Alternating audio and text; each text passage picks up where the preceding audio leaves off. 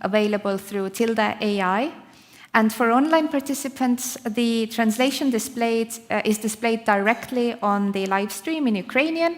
And if you grab the QR code that appears on the slides, you can also translate the conversation to Ukrainian or Estonian. And before we begin, let's take a look at today's agenda. We start with the program results and lesson learned, and Jakub and Marek from Rzeszow, Regional Development Agency, will share their insights. Next, we will hear directly from the participants about their personal journeys, from first ideas to launching a business. Of course, what can we do without a short coffee break? And after that, we will continue our program with a presentation from Živilė, who will share her insights on how new business ideas support integration and inclusion in local communities. After Živilė, we will hear more from the EU-level support schemes and practical funding opportunities for small and micro businesses. And we will wrap up the official program with a panel discussion to explore how to create more inclusive and sustainable support systems in entrepreneurship. And just a reminder, everyone is welcome to ask questions from all of our speakers today, and we're using Mentimeter for that, another QR code for you to grab, and we will get to the questions after each presentation. If you are in the room today, you can also ask your questions live. We will bring a microphone for you, and please use the microphone to ask your questions, so the Tilde app will also grab the translation for everyone who is listening to us today in Ukrainian or Estonian. All right. Now it's my pleasure to welcome Marek Duda and Jakub Karp from the Rzeszow Regional Development Agency, our project partner from Poland, and they will share the results and key takeaways from the BSI for Women program. Marek, you will start today. Thank you very much.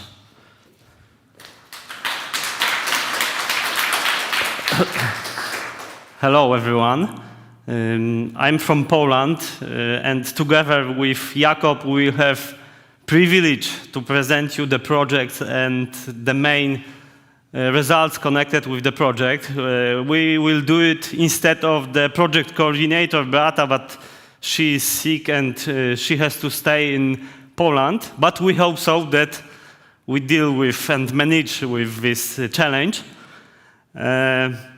We will talk generally about the reason of creation of the project, about the partnership, main aim of the project, most important activities, and finally about the results of the project. At the beginning, I will start off from this slide. I think that this picture says more than words, because the reason of creation of the project was situation on the east side of Europe, and it's connected with Russian aggression on Ukraine. So it was the February 2022, and there were a lot of different problems suddenly appeared in many regions and countries in Europe. Only in Poland in 2022 appeared 4 million Ukrainian refugees, and majority of them were women and children, more than 90%. And the support in this time concentrated especially for social benefits or helping with looking for a job. We as a partnership wanted to offer something different. We wanted to teach women to fish, not only gives them social benefits. So we created the project in 7 partner regions. We submitted this project to Interreg Baltic Sea program, and finally we got financing. And the project started at the January 2023, and it's 36 years of implementation, months of implementation of the project. We have got 7 institutions, 7 partners in our consortium. I will show you on the next slide the name and the countries. And the budget of the project is more than 2 million euro. So our partnerships are partners from different parts of Baltic Sea countries. Lead partner is Rzeszow Regional Development Agency, but we have got partners from Norway, Møre and Romsdal County Council. We have got Business Hub Central Denmark from Denmark, Tallinn Science Technopole Foundation from Estonia, Kaunas Science and Technology Park from Lithuania, Foundation Ventspilis High Technology Park from Latvia, and last but not least, Dalarna Science Park from Sweden. So we are from different parts of Europe. I can see we are little bit different institution. So thanks to that, we can complete each other and got better and more durable results.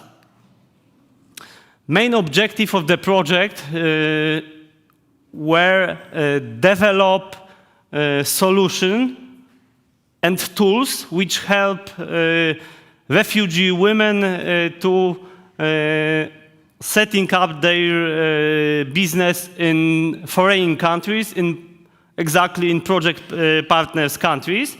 So we developed this tools as solution. Then we tested in the frame of pilot activities in each partners region, and then evaluated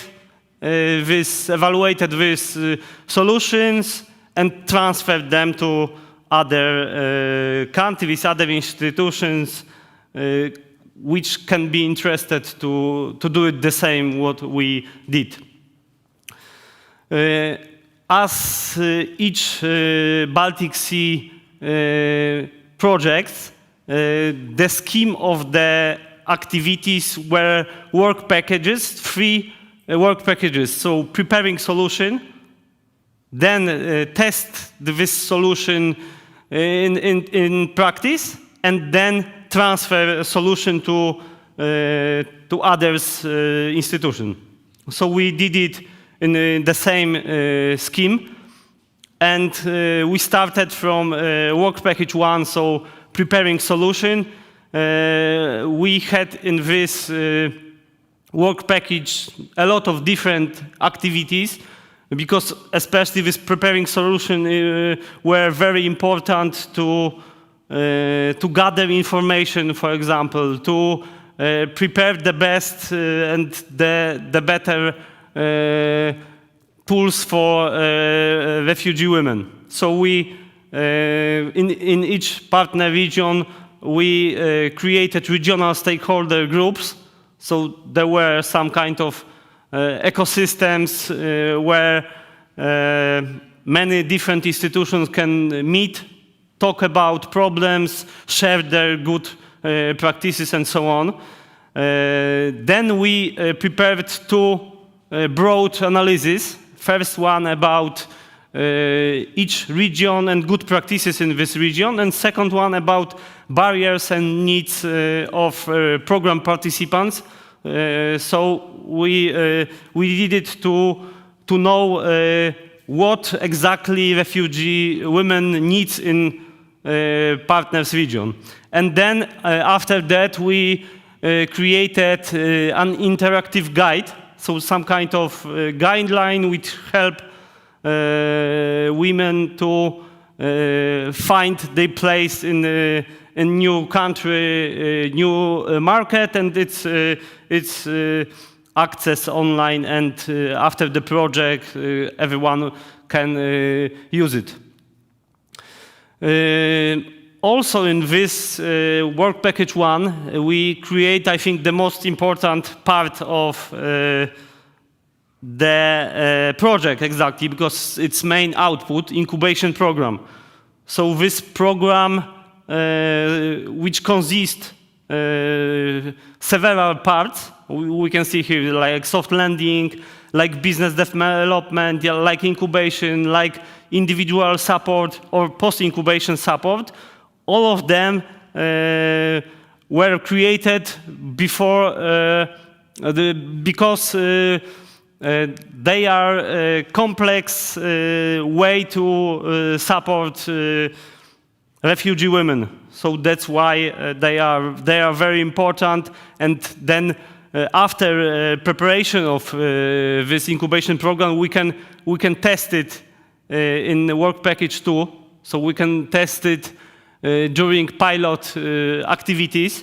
As I mentioned before, we had 7 pilot activities because each partner tested these tools and solutions in their own countries.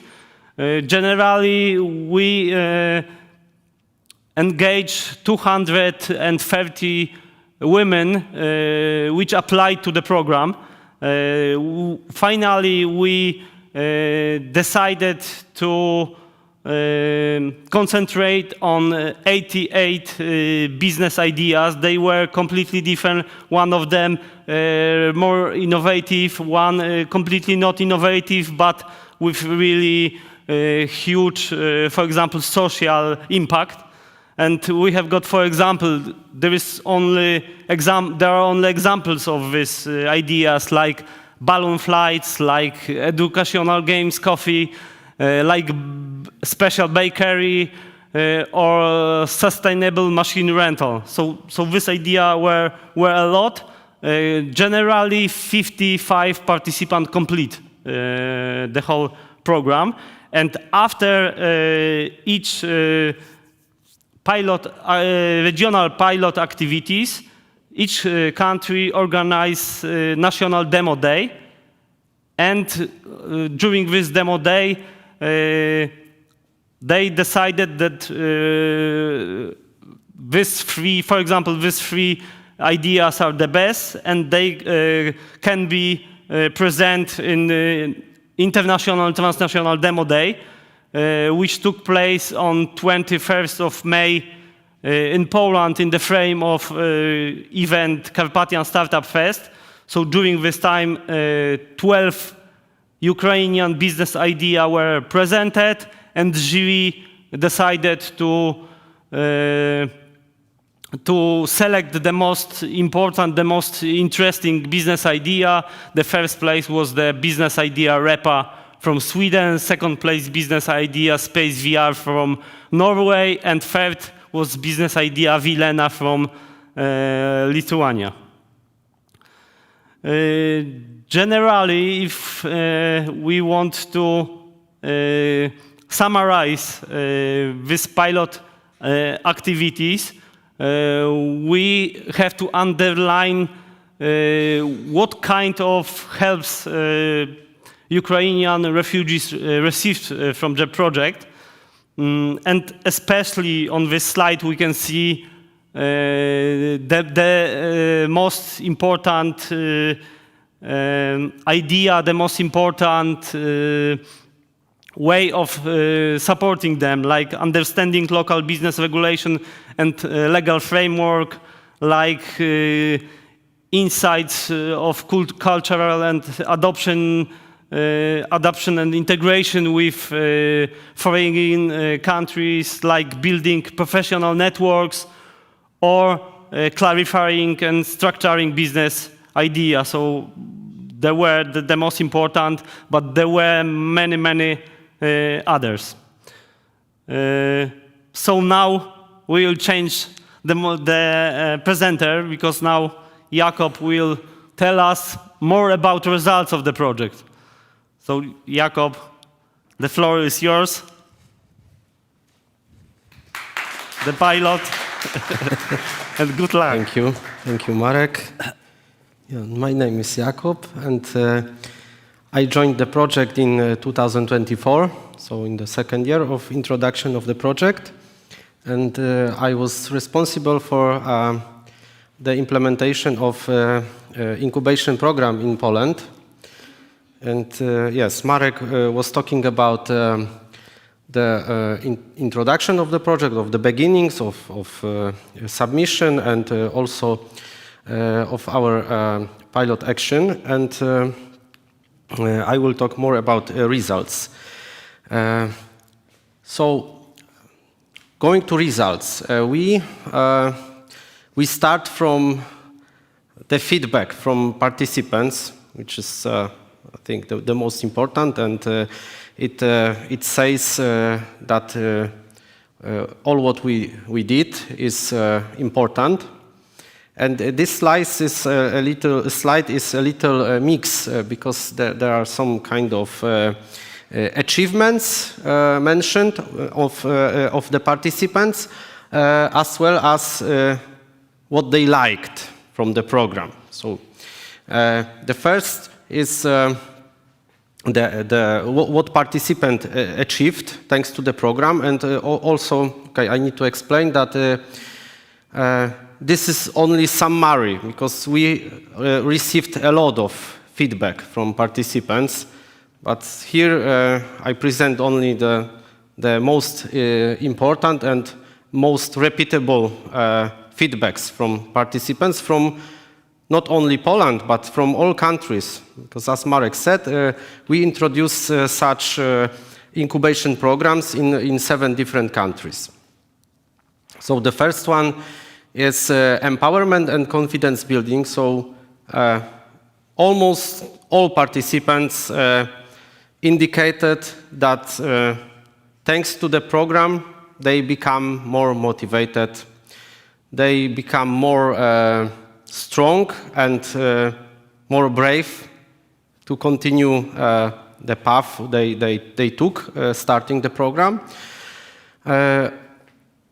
What they said about the way that we introduced the program, they said that they liked the flexible and inclusive structure, so we tried to adjust the material to their needs and also to the situation, because not all of the women could come physically on the meetings, so we offered online workshops and online consultations as well, and in suitable time. Almost 100% of participants said that mentorship was the main value of the program, and it was most important. They like it very much, and mentors help them a lot to develop their businesses. Participants liked also the practical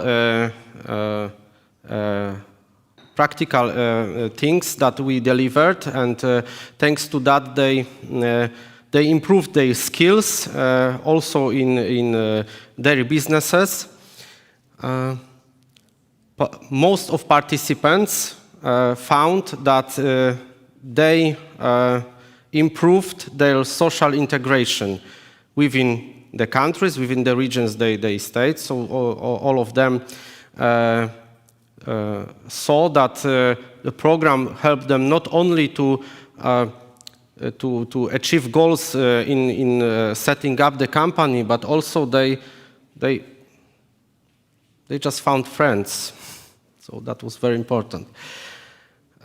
Of course, what we are proud of as well, several of our participants started with companies already, so we see that we have also very strong results, and our program helped several women to set up companies, while the others are still on the way, but we know that a lot of them also will establish a company in near future.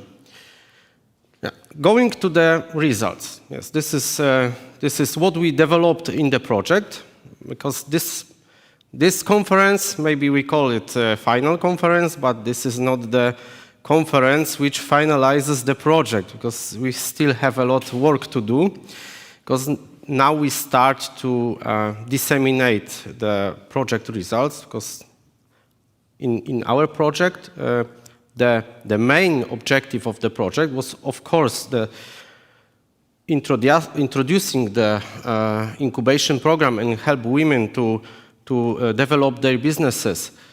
But the main objective was to thanks to this pilot action, this pilot incubation, develop tools which will be used in future by other organizations which want to have such programs and want to help women to not only women, but the young companies to start businesses. The companies established by foreign people from other countries. So the tools we developed, of course, it's not the one slide you see, but there are a lot of material behind this. But we tried to put this on the one nice slide to show you. So starting that from recruitment tools, so it's a ready tool set for organization which want to start such a program. It's ready templates of terms and conditions, all application forms and template of agreement. So it's ready to implement, adjust, of course, to particular organization's needs, and use it for own programs and projects. Also, there is a very important tool. It's for foreign entrepreneurs who want to set up a company in particular country.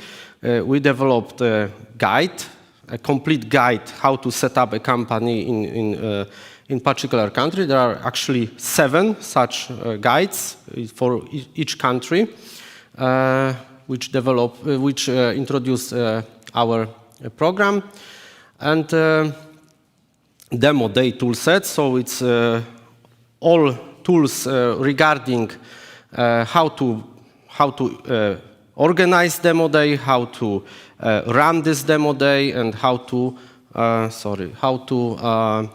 choose participants, how to conduct the evaluation, etc. Of course, very important tool is evaluation tool set. To be honest, this was my first project which was evaluated in so many times and in so many ways. So we were evaluated by everyone, by participants, by ourselves, by partners, and by external institutions. So we gathered all these feedbacks into one pack, and then I will show you also recommendations from this part, which is useful for the future. Of course, we developed also the supplementary tools, because not only the incubation program itself is important, but also how to implement this incubation program, how to choose experts, how to gather partners from local community, how to engage other organizations to help us to introduce such a program. And also very important tool, which is the digital platform. From the beginning, we started to develop everything in digital way. So all this incubation program, all materials are implemented into the platform. And about the platform, I would need another meeting to tell you, because it's quite complex, but you can check on the website. It's startuphive.eu. There are also our project results on the website already. They are uploaded, and when you log in, you can see that all all incubation program is implemented by the platform. So from the beginning, from the submission of business idea through the assessment part and incubation, where are materials like webinars, workshops, and presentations, they are already implemented on the platform. And the platform is prepared to be used in the future. Each organization which want to introduce incubation program for future entrepreneurs, they can set a profile there and conduct own incubation program with own rules and own materials. So if someone is interested, he needs to contact one of our partners. Very important result of our project is also recommendations. As I said, we gathered recommendations from different actors, like participants from other organizations, and also we summarize it. And I will not talk about all of them, but first of two were most repeatable. So from all countries, we received very strong feedback. What is, where are the gaps in the regional or national programs or support system? Why people from foreign countries have difficulties to set up a company in our country, in Baltic Sea region. The first was difficulties with obtaining residency, or maybe in other way, difficulties in obtaining stable residency, because the many countries changing the rules still. Like in Poland, about 1 month ago, then introduced a new rules. So in such environment, people who come and want to start new life, they are not sure what to do, because it might be in 2 weeks that I lose the permission to be in the country. So this is really a strong recommendation to national institutions to make it more stable.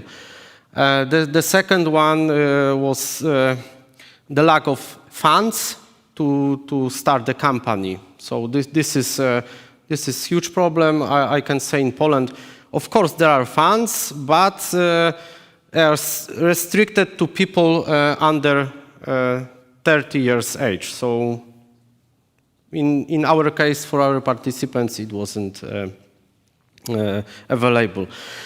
And we developed also EU recommendations for the EU level.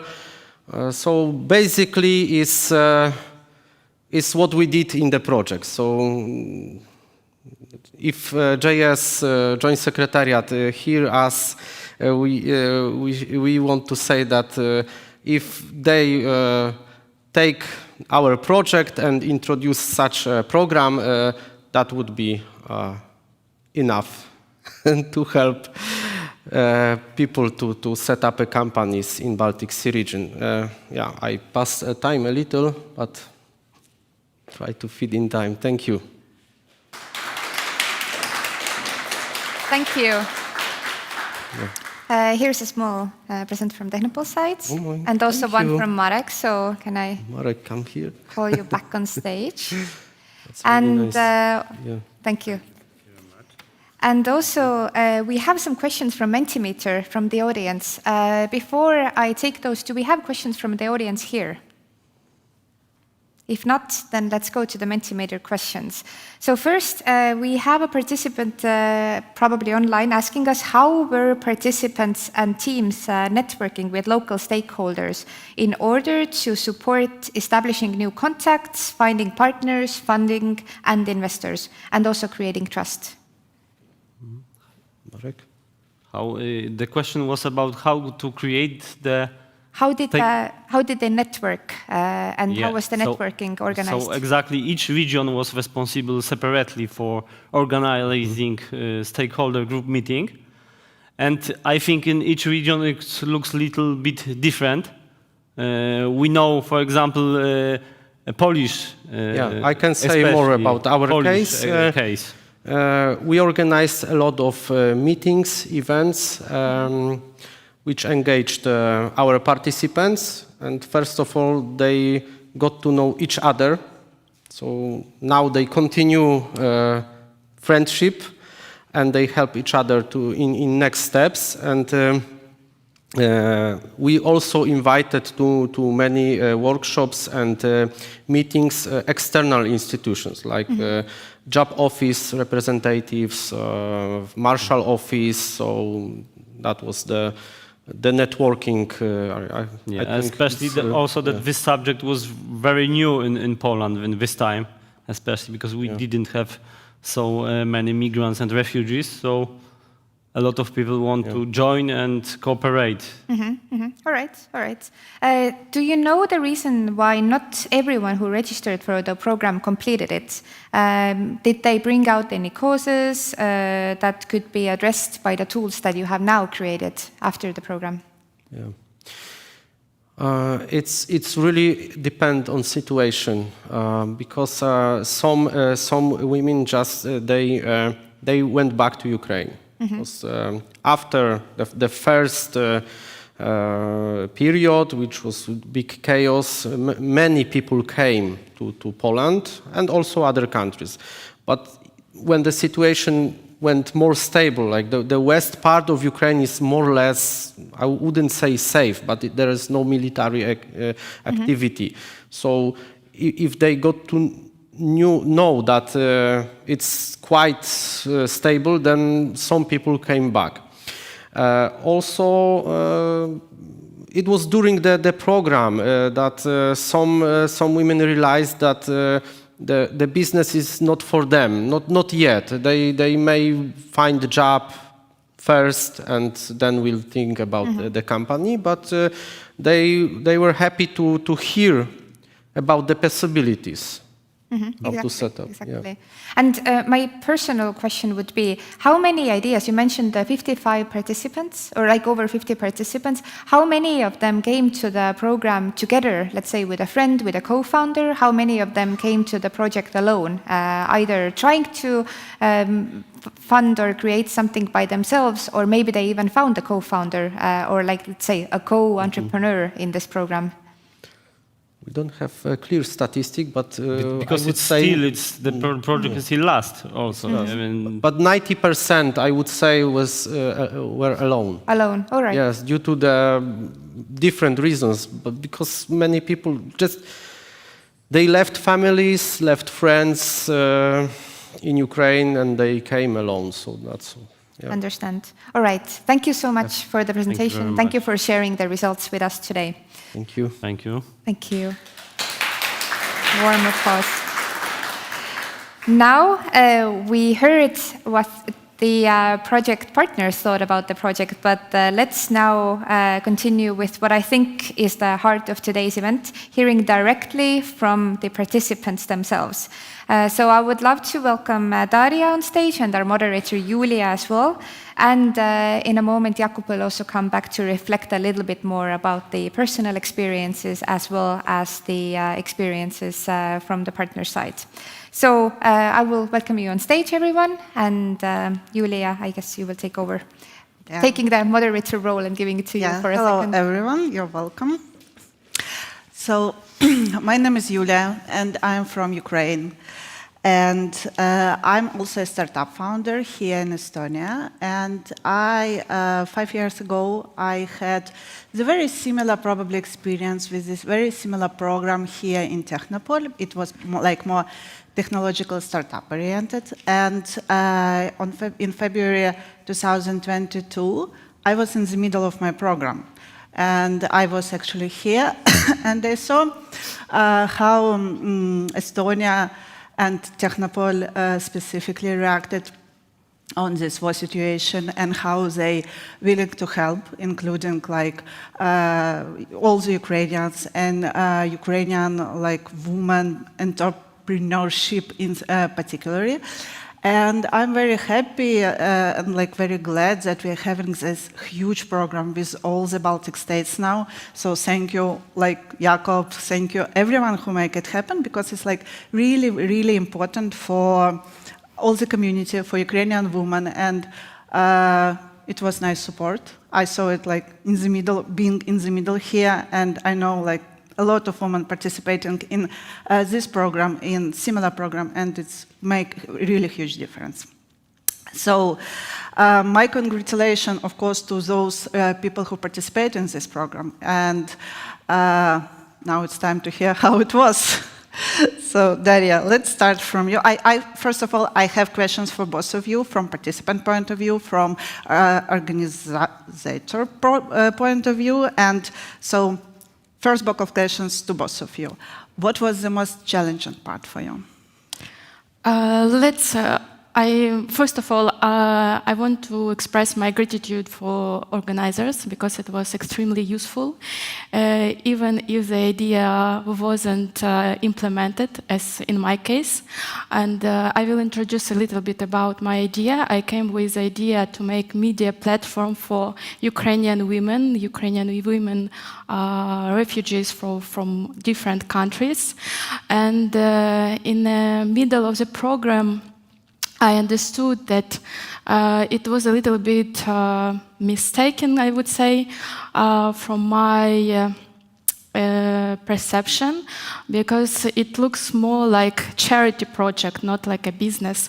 And it was the biggest, maybe not mistake, but insight from my side, because I wanted to make it like a business, so it wasn't successful in the end. If to talk about challenges, I would say it's the most important to keep yourself motivated on a track, because when you start to do something new, you always will be tested not only by your mentors, your coaches, maybe investors, but first of all of yourself. You will be tested by your own internal fears and doubts, and this is, I would say, crucial to be motivated and to be confident in your idea, and always listen the advices from outside, but always critically evaluate is it matches your vision and your perception, because if it's not, it will not work at the end. Yeah, totally. I totally can relate, because fighting yourself in all this journey is probably the most important part, and I believe that every participant can share they're trying to give up, how often? Each 3 months probably, I don't know. I'm running my company for 5 years already, and once a year I'm thinking, why am I doing it? No, probably not anymore. Do you have any advices how to overcome this period and this? Well, you should understand why you want to do it. You should have this big motivation inside of you, but more important, what I realized, it's a discipline. It's a second crucial thing which you need to do. If you do business, you cannot be only creative and inspired. You should be a good manager, and you should be grounded. This is crucial for business, for any business idea and any business activities. It's true, totally support. And my life hack and advice, give it 1 more week. If in a week you feel the same, then probably you should think about it. If like in a week seems like things different, okay, probably you keep going. So it's like totally can relate. What is your advice, Jakub, for those who wants to give up? My advice is very simple: to don't stop. Don't stop in the way you took, and just try to achieve what you planned. And there are so many possibilities that if we don't stop, we try, we finally find the way, Step by step. and the tools, and even because many people stop when there are no funds. Yes, this is really big barrier. But if they still trying, they find this. These funds. So. Yeah, probably you will find like your way as well. I agree actually, because yes, no funds also was one the reason why I decided to put it on pause, because it's like when you live your life, you have your bills, you need to pay it, and you have no funds, and you have only your idea from the scratch. You should like decide,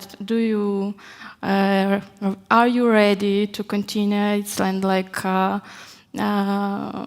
to try to find these funds? But I agree, this is like if you believe in your idea, it will be realized like one day. Yeah, and even if it's scary, I saw a joke like recently: if you're scary, just do it scared. Like you have no choice. Yeah. So, good. What happened to be unexpectedly easy? What you expected to be like so difficult, and it's happened to be easy? From my personal experience, it's like public speaking, and this is why I'm here today, because I wasn't on public for a very long time, and then it was like from one side very frightening, but from other side was very exciting. And when you speak publicly about your idea, you always have possibilities to receive feedbacks, to receive advices, to find partners, to find some team members, and I saw it. And when I saw the feedback from audience on my idea, it was very motivating for myself. So my advice for everyone who's scared to do it, like just try to do it. And for me, it's always like the hardest, just to take first step. When I did it, then it's like becoming much more easier. Sure. Jakub, what was the most difficult for you from the organizer perspective? Like what happened unexpected difficultly? I should answer on two levels, because we were introducing our pilot action and incubation program in Poland. And at the same time, we were the project leaders. So I could say that the project is one big challenge. Because we didn't realize that, we are 7 partners, very experienced, and they all know what to do, because they supported entrepreneurs for many years. And we thought that this program will be very, very easy. But the first hit on the wall was when we met together with all partners, and we started to develop the common incubation program. And it was quite hard, how to say. It occurred that, in Estonia, they do incubation programs in this way, in Latvia in that way, in Poland in other ways. So we had never-ending discussions how to meet in the same point. But finally, we are here. We have this final product, which is a common incubation program. But it was achieved only thanks to very good partnership I have to say, and very engaged people, convinced, and they really wanted to have it. So that's why we have small success, I could say. I can't even imagine. It's like it seems huge from my perspective. How you present it is like really huge. So, what was your favorite part of the program? What you enjoyed learning probably more, or communicating, or what you enjoyed the most? The favorite part, of course, it's live workshops, because you always have this contact with the mentors, with coaches. You can communicate with other participants, and you have networking. It's always amazing, and I wish to have more such live events. And maybe this is my advice for the future, if the program will be continuing. And if to talk like about some part like concrete, like again, it's public speaking and marketing. And the hardest was financial part for me as for humanitarian, but also very, very useful. And this is a part where I will deepen my knowledge. So you advise everyone to focus on marketing and finance? Yes. First of all, if you want to do business, not charity project, or you need to know like how to build a good financial base and be good in marketing. Yeah, sure. I am a marketer with 20 years of experience. So you understand me? Totally. Jakub, what is your favorite part of the program? I would say the favorite part was I would say my personal view, because I work for Rzeszow Regional Development Agency for 15 years, and I introduced a lot of projects, and recently I saw that many projects were like just spending the money. They did anything. But in this project, I felt that we really deliver something which is important, and we helped, because it's said in participants' feedback that they really needed that. They needed this kind of support to start, and I'm really happy that we were able to implement this project. And what surprised you the most, personally? Personally, the most. Okay, it was quite a funny story, because we were sure that we have thousands of migrants, and they just waiting for us to start, and they are just behind the door, and we postponed the recruitment because we still have time. And we started on 9th of December last year, just before the Christmas. And then we realized that it was Christmas for Polish country, and then it was Christmas for Ukrainian country. So we had 2 Christmas in our recruitment period. Finally, it's one Christmas now. Now yes, but we a little failed in the recruitment, because there was no big interest. So that was kind of a lesson learned, that we should think more about the situation, and for sure there would be more people in the program if we did that in the recruitment, if we did in different time. So. Yes, I agree with the right time of the beginning, because as I remember here in Estonia, the program will start in October, in the middle of October, something like that. And it's like the start, from one side, all companies, and if you work in parallel, so you have this period when you need to prepare this all reports on your work, and from other hand, this is a period when everyone starts to prepare for Christmas period and all this sales period. So it was like a little bit not right time. from my perspective.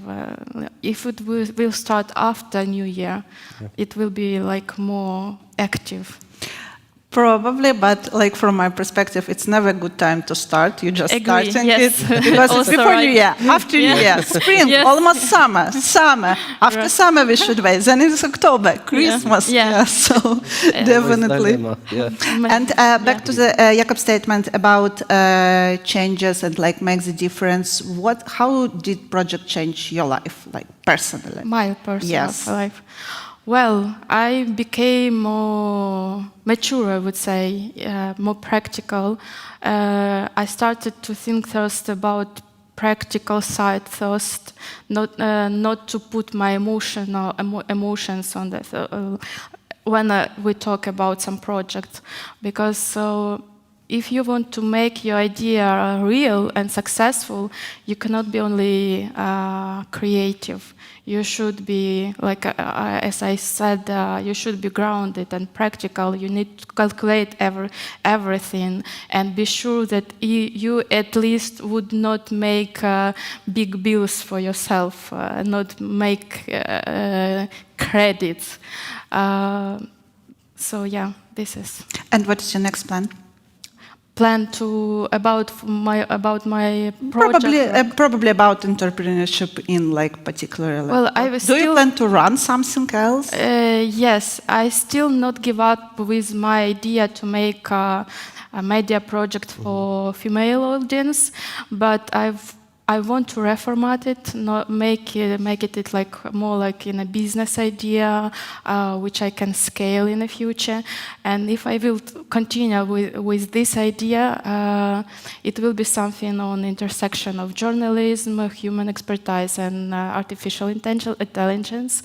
But for now, I just trying to build also my personal brand as a communicational expert. So this is my plan, yeah. I see. It kind of explains why you're enjoying public speaking, like it's related to your experience. Jakob, what do you have any plans which you can share about the program itself? And as probably as final word, what is your recommendation to our participant? Like what they should do in like 3 months, 6 months, 1 year, like up to you to be like successful entrepreneur and build successful business? Yeah.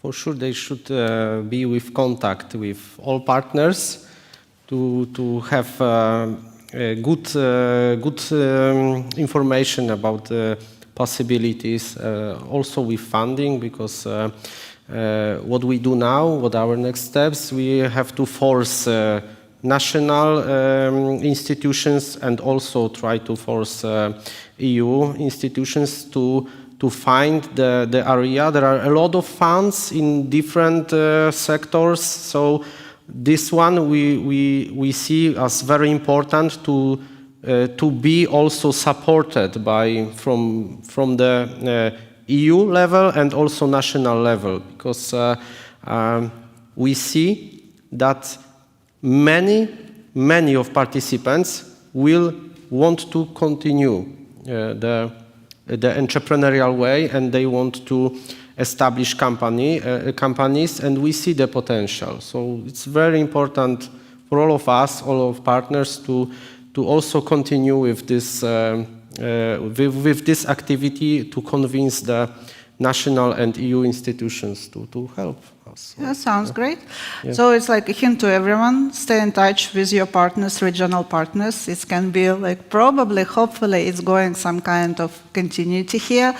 Thank you very much for sharing your experience. We're almost out of time. And again, I'm very proud of everyone who is joining me on my way of this entrepreneurship, and I hope that you're doing great and we can build more powerful women entrepreneurship across the Europe, especially in Baltics. So it's very nice to have you, and I'm proud to be here with you today. Thank you. Thank you. Thank you to both of you. Small present from technical side. Yes, we do have some questions, but Okay. I'll do this part Thank first. you. Yeah. Thank you. Thank you. Thank you. And I have one already. Yes, you already have your present. I do have a question to Dariia. What do you consider to be important to make a diverse group of participants feel supported, welcome, and secure? Oh, It's a long question. It's a long question. Take a seat, maybe. diverse in which way? Because, as I understood this program for Ukrainian women, so how to make it diverse? Even don't know. Well, if whoever asked this question via Mentimeter, maybe they can add their comments here as well. But I would say that if you looked at the participants in Estonia and in the Estonian incubation program, they probably had also different backgrounds because it's one thing to be united as a nation, but the other thing is also your different backgrounds. You know, you will have a marketing background, maybe somebody else had, I don't know, financial background, maybe somebody third had a practical craft that they were practicing before, and now we're thinking of new business ideas. Well, I think this is in this area. It's important the attention from the program leader, maybe from the mentor. So mentor, first of all, mentor will help to feel yourself for you comfortable and build this diverse, I don't know, trust, yes. And even for me, it's like difficult to answer because I think in our group it was like this everything, and it was diverse and very trust atmosphere, and we have the best attitude from everyone with whom we interacted. So I think it's like first of all, it depends on organizers. Always, when you organize something, you always need to create this trust atmosphere where everyone will feel comfortable and not be scared to tell about their ideas and even ask some stupid question, because I loved when every mentor in the beginning said, like, don't be scared, ask any questions. There are no stupid questions. You always need to ask if you feel something you want to know more. So, yeah. And there's a good case that if you are in a room and you think of a question and you think that, okay, maybe this is stupid, but somebody else thinks the same thing in the room. You can be almost sure all the time about it. And I think it's a compliment to Jakob and to all the organizers as well that you have. And I can share that here in Estonia, it's very welcoming community, like startup entrepreneurship community, like even here in Technopol. So yes, I can't even imagine some not trustful atmosphere in the room, I would say. Yeah, so. And as I was a part of this group which was led by Technopol, and Technopol it's like focuses on expats mostly, yes, not only for Estonian entrepreneurs but also for expats. So here it's like from the beginning was this diverse attitude and values. So yeah. I have two more questions for you from Mentimeter. First, did you have friends, family, or any kind of community that supported you when you first started with the program? And where did you get the most motivation and support on your journey? Well, I'm lucky because I always supported by my family and friends, whether I with any my ideas, even crazy one. And also it was big surprise for me when also why you need to speak publicly about your idea, because I had this huge feedback from audience when I speak about my idea, and I had even people who were ready to help me for free, like volunteers, and many people was ready to help me with some advices. My friends also support me, and from other hand, I think it's like very important to be in a community where everyone try to build something there, something new. And you can also get feedback from Yes, them. yes, and it's like, you know, when you a part of such community, you can be motivated by them, and then you can continue and not to stop. Okay. And last question from Mentimeter. You said that your project is aimed at women across Europe. Has your target audience changed by location as a result? You said that so the person in Mentimeter said that they're sorry if they missed that, but you also said that you are now trying to change the focus a little bit. Yes, I want to reformat my idea in terms that I do not plan focus only on Ukrainian audience, because then it's not a business idea, and then it's more a charity. And what I heard from almost every mentor and every coach is that I need to reformat in a way when it will be like possible to scale. So I plan, if I will continue with this media for female audience, maybe it will be media for expats, but for all women across Europe, maybe, for example. Yeah. Good thing. And it seems that this person is very interested in your idea, so I would not be surprised if you get an email after this as well. Thank you. All right. Thank you. Thank you. Thank you for this wonderful panel discussion. I personally felt that I found out Thank more you. about the Thank you. experience. Yeah.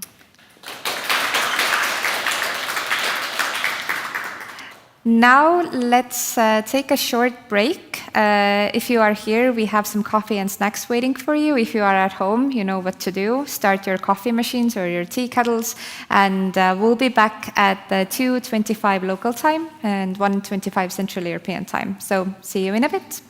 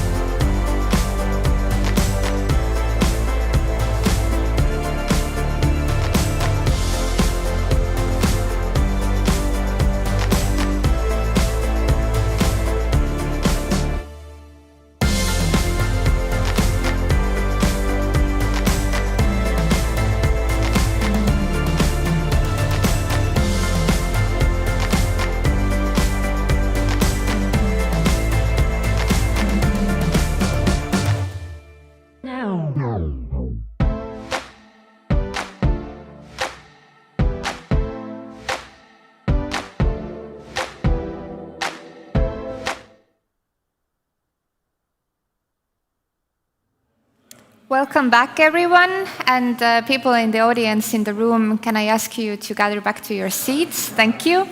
Everyone online joining us, I hope that you had a good coffee break, that you found something tasty in your fridge. We have another hour and a bit more to talk a little bit more about the funding opportunities, about the project experiences. So let's get started.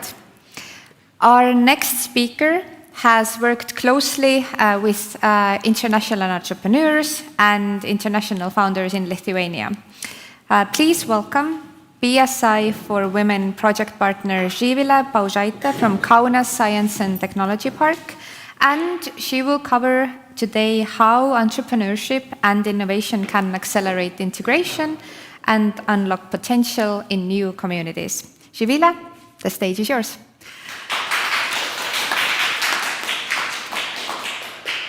Good afternoon, everybody. It's a strange feeling to be here with so many good friends and partners, and I know that there are quite many participants joining our event online.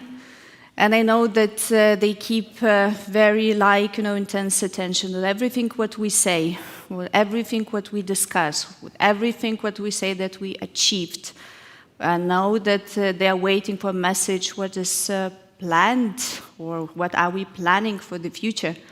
And it's kind of a little bit of a pressure that I think I feel that all the partners and representative institutions who used to be working and still working within the BSI for Women project. And in a way, it's also a part of the celebration that we come up together and we bring to all the participants of this event something that we can discuss, we can plan, we can elaborate. And I have a role which is a little bit broader, not only to speak about the project itself, but actually to speak from a little bit like of a philosophical point of view, why we did this, why we're still doing this, and why we would like to continue doing this. So we had a little break right now, and I know that our online participants were not able to see this gathering and the break, but we have these networking points here and there, and the main point of the discussion was, so let's continue, because that was something that was meaningful. All of us, we share the same feeling, the same thoughts that we would like to continue doing. That's what was started with this project. So my presentation is related with the unlocking the potential. And I would like to talk about the idea how new business ideas support integration. Meaning, so what we can do, what we already did, and what is coming in the future, how we can contribute into the integration process itself. And I would like to start my presentation with the quotation of Peter Drucker, and he said that the best way to predict the future is to create it. And this is exactly, although the closing one project and introducing some project results, we come up to the idea that we need to continue, we need to unlock this potential and continue working in this field. But talking about the future potential, probably first of all, I would like to introduce some facts. What actually reinforce our thinking, why we still believe that it's important working and is still important implementing similar projects. First of all, it's entrepreneurship itself. We believe, like a project team of 7 countries, coming, different experiences, feeling that there are similar challenges, but, opportunities in front of us. We believe that entrepreneurship is a force for change. And also sharing our knowledge and also experiences among our partners, we see what is happening actually globally. Globally, we have small and medium enterprises that dominate in the global economy. And actually, that what contributes, it contributes about 60–70% to the employment. That is a big power, and there is nothing actually to doubt about it. And entrepreneurship empowers and it spurs innovation. It also gives solutions locally, internationally. And it is very important, especially in a nowadays uncertainty, and especially when we fight for the resilience. So why this entrepreneurship matters now? Now, especially today, in the near future. And this is exactly because that nowadays we face many challenges. And this is not only geopolitical situation that is very important in the Baltic Sea region, in the Baltic Sea region countries, but also that what is happening globally. And we talk about the climate change, also migration and global migration, yes? Yeah, people are coming and flowing from one country to another through the many reasons. One of them also, of course, the war. Another is also the climate change that forces people to move. Political situations, digital transformations, various kinds of challenges. And this is what we face. And entrepreneurship actually is equal to something that we can do, meaning that we can bring adaptability, we can actually work and spur on innovations, and most importantly, that entrepreneurship coming with solution gives hope. And I think that was something special what we all experienced during the implementation of this project. And this is exactly probably like a stage where we believe that we can continue. We can continue that with the entrepreneurship, we can help designing the future. And talking about entrepreneurship like globally and the stage itself, probably it's also important to mention the role of women in the entrepreneurship field and the scope. So altogether, taking into account the Global Entrepreneurship Monitor report that was published in 2024, we can see that 274 million women we have entrepreneurs worldwide. It's a good number. Is it enough? Is it enough? We have a QR code for the questions online and for those who have, this possibility to attend it here. While working within the BSI for Women project, we realized that it's not enough, although we can see from the statistic 1 in 3 entrepreneurs globally is a woman. Is it enough? Again, it's a question. Answer to each of her.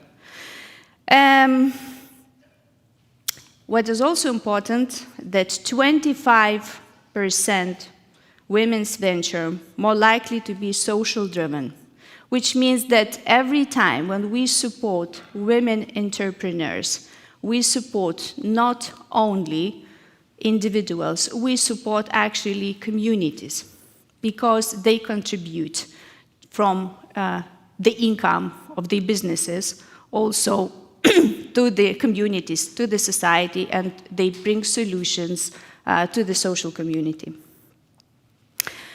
Recently, that what comes to the data, we can see that the situation is changing, definitely is changing. There are quite many other initiatives, not only BSI for Women project, that contributes to the growth of women entrepreneurship globally in different regions, in different national, for example, communities, and it is very important. So we can see that since 2000, we experienced the big growth in women entrepreneurship, and it's like a growth from 6% to 10%. It's already a big deal.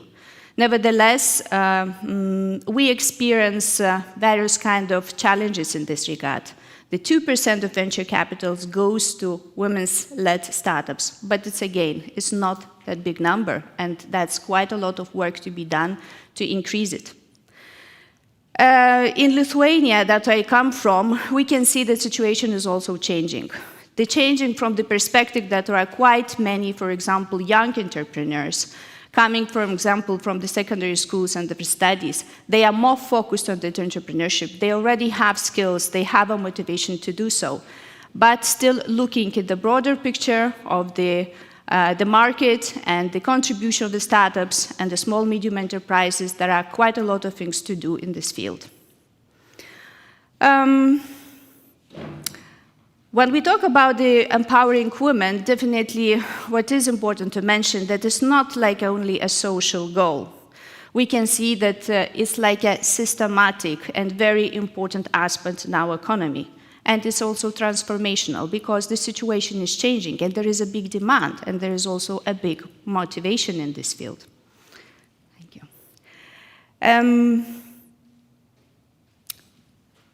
Looking back again from the beginning of my presentation when I say why it matters when we talk about the entrepreneurship, it's also an urgent matter. An urgent matter, especially in certain, for example, situations in certain states. I would like actually talking about this topic and about this presentation to mention Michelle Obama's quotation when she said that actually women and entrepreneurship is unlocking half of the world's potential. And this is really true because women in different situations, especially, and again, I remember very much our discussion with our partners in certain situations that we need to talk actually about the gender equality. Yes, we do. And in some countries, it's already the fact what we need to actually take into account, and there are measures that we do so. But there are still quite many countries, and there are still many sectors where we need to focus and to bring women entrepreneurship as a priority, and only then talk about the gender equality as it is. Or actually upside down, depending on the situation. So we are trying to unlock women's potential and bring, this aspect in the global economy. What are challenges and are still opportunities? Definitely, when we talk about women's businesses, they tend to be focused on various kind of sustainable, community-oriented models, and that is very good, and especially that we also notice within the framework of VSI for Women project. Although so that also as Jakub and Marek presented the idea, the original idea of the project, the idea was that we expected, that there are, quite many temporary displaced Ukrainians who coming in different countries, and definitely all of them will be like innovative startups. But not only. There are quite big number of people who are coming and they want to have the classic small and medium enterprises businesses. And some of them, especially those who are based and launched or potentially to be launched by women, they are focused on social models. And this is a big deal. We also see that despite the big change that we experience in different regions, and it's in the Baltic Sea region and also in the Nordics, we see that women entrepreneurship is actually growing. There are still gaps. We can see that these gaps are like underrepresentation technologies, also in lasers, also access to finances. And you would say, what is the difference? Why it's, for example, more difficult for women to access finances? Oh, it's a big deal, because actually sometimes women need to put more efforts actually to convince and to gain a trust.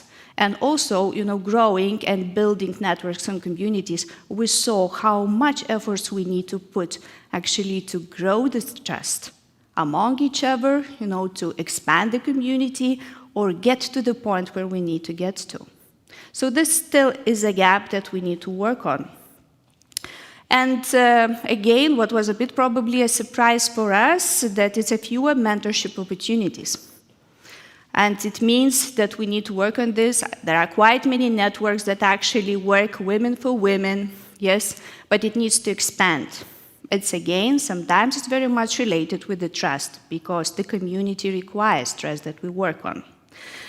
Studies shows actually that sometimes it's much easier to get to the point and to achieve some results where we see that there is institutional, for example, support and a system.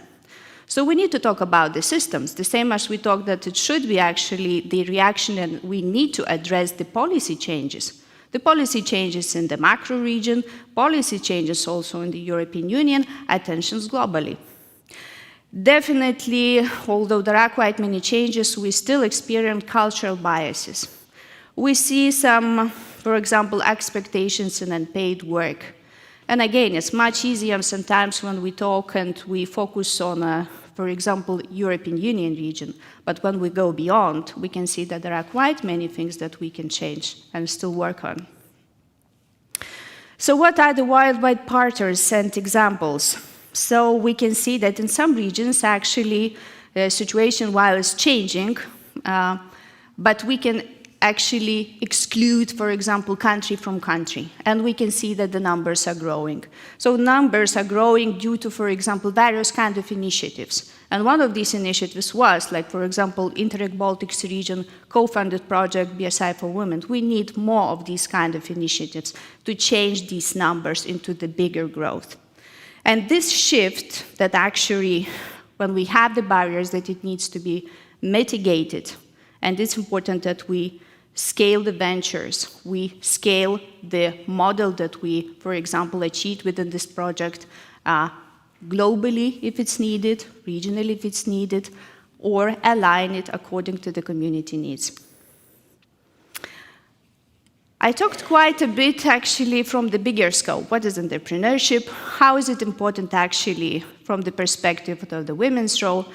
But when it comes to specifically BSI for Women project, we realized that there are specificities that are focused on the refugees and the migrant refugees women. Because they, when they move away from their own countries and when they land somewhere else, we bring together with them quite a bit of a burden and actually the role of a support, because they need to provide to their families. And when I say the families, it means that it's quite a number of people. And they need actually to play so many roles, not only to be a mother or woman, a daughter, actually, but also a supporter, still working and fighting with many, demons and, weaknesses inside. And it is an important factor. But what is important for us, for those who are working in this field, actually to understand that refugees or temporarily replaced people, they are not a burden for us and for the countries where they land, but actually it could be, and it still is, an opportunity. We bring this opportunity, they can bring this opportunity, we can do this together. So what is the, again, global context looking at this perspective? The global context says that actually more than 43 million displaced women and girls globally are, and when they come somewhere else to land, it's not necessarily, that they lack knowledge. Sometimes they are pretty good educated, sometimes they have the knowledge, sometimes they have skills, but they face challenges. Some of them, sometimes, is a challenge of the language. And the same was within the framework of this project that we implemented. The language. I can do a lot, but first of all, my education is not recognized. I do not speak the language where people live in. What can I do next? And this is actually our role, various kinds of organizations, bigger networks that they can work together actually to contribute and support these women or temporarily replaced people, that they can actually feel that they get a support and they can actually provide, they can chip into our economies locally, regionally, internationally, or globally. The entrepreneurship comes actually also a path to inclusion. And within the framework working of this project, we realized, let's say, a couple of most important aspects, and also I bring it together with me when I think about the future initiatives. First of all, that the entrepreneurship, it also provides agency. The refugees, they create their own pathways instead of waiting, for example, for a job or, for example, other support, social support, or a charity, yes? Because this is exactly what we can provide with them, provides agency. It is very important because it strengthens and gives linkages to community. It creates communities. Entrepreneurship, business communities, communities that, people can cooperate together, support each other, and this is exactly the fact, support each other. And this is only a little thing what we can do, support creating this kind of a community, support, enforcing and empowering entrepreneurship. It also gives a possibility actually to give bridges actually with cultures, understand different cultures. And another aspect is that when the communities create, they also cover niche needs, which we sometimes cannot recognize, we even cannot identify, but the communities, they can.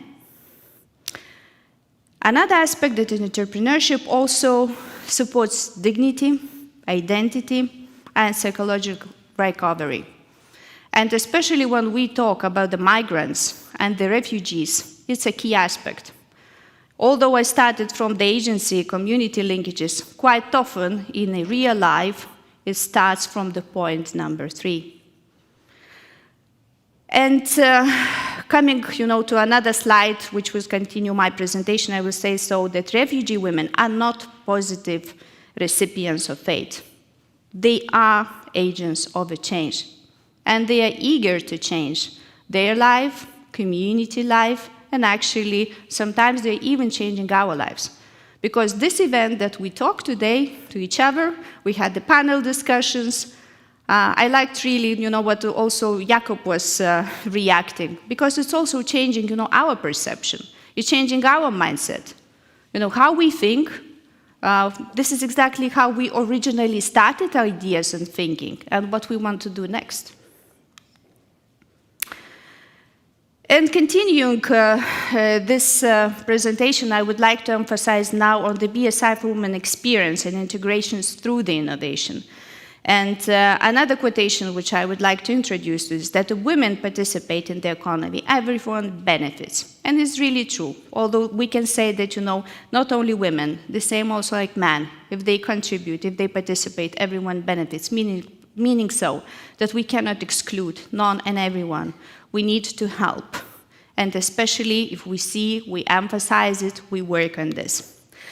So what have we done within the framework of this project? So I will not go into details because it has already been introduced in a previous presentation and also in a panelist. But I would like to also emphasize that, when I'm looking back with the retrospective, what have we done?